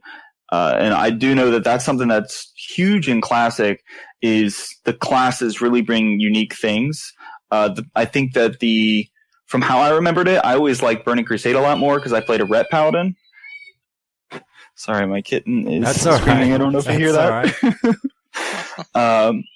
But I know that it got a lot better in Burning Crusade. Yeah, I mean, Burning Crusade, I think everybody appreciates the sense that the classes, maybe they weren't perfect, but the classes had a really good balance in Burning Crusade. No doubt about that. Now, Axtel, I'll just get you to finish up on this one. Trabadab raised an interesting point there. He says that he continues to log on to modern World of Warcraft because he likes to obviously play with his guild, this group of friends that he's established over time, and that there might be obviously modern players out there who, maybe they're a bit disillusioned with the game. Maybe they're not having the best time with the game itself, but they love to play it with their friends. Personally, do you find that that's why you still get involved in modern, or do you think that modern is fine, it can be salvaged? Sure, I'll love Classic, but there's obviously plenty of places for modern to go. Yes, to both. I definitely log on. The only reason I still log on days where I'm just not feeling like it is because I know that you play in a group and in a team environment, or you need to be able to play and fulfill your role in that team so that everybody can succeed and hopefully get loot. And at the same time, I also find myself really not enjoying it. But it's one of those, like I think we mentioned before the call started, that if I was just getting into an MMO now, I don't think I would play WoW, just because of how fast paced, and it's definitely, I think it feels more oriented to the single player instead of a group. You can accomplish quite a lot without a team or without zero social interaction. Regarding whether or not it's salvageable, I mean, this is the modern gaming system. WoW is not different really than modern WoW is not different than the MMOs that are coming out now. We just have a lot larger player base. So WoW continues to strive, in my opinion, over the newer games that are coming out and getting shut down. It's just, you have to grow with the game. For those I've played for 13 and a half, almost 14 years. And that's why I'm still here. Just, you grow with the game and learn to accept the bad and the good. Yeah, honestly, that is almost exactly why I stopped playing, is because for me, I play WoW because I like the MMO aspect, and it turned into too much of a single player game. And to me, there's other single player games that are far more enjoyable. If I want to play a single player game, an MMO is not it. So that's why it was just, I couldn't do it anymore. All right. Guys, look, I won't keep you any longer. Thank you so much to all of you for jumping on this call. Taladril, I'm sure we'll talk to you at some point later down the track. Yes. And Axtel, your first time, how was it? I hope I was gentle. Yeah, it was good. No scars, hopefully no PTSD. We should be all right. Fantastic. And Trabadab, thank you so much for jumping in at the last minute. I really do appreciate it. Yeah, it was fun. Thanks, guys. We'll talk to you later. Yep, have a good one. Thanks. And that's the show for today, everyone. But be sure to tune in next week as we have even more calls for you. So tune in then for more Countdown. But before we go, let's go through some thank yous. And a big thank you, as always, to the following patrons. Let's see if I can do it all in one breath. AeroPC, Anti, Binger, Brandon K, Callum F, Chunky Dunk, CJ, Connor C, Damien A, Dave K, David F, DJ M, Dufficus, Hurlbert, James S, Jamie S, John HC, Josh W, Michael H, Minoru, Randall H, Rasmus S, Rarebit, Rick S, Ryan K, Schmige, Sylvia K, Tim B, Tim S, Torbjorn C, Voikora, and Zudamos.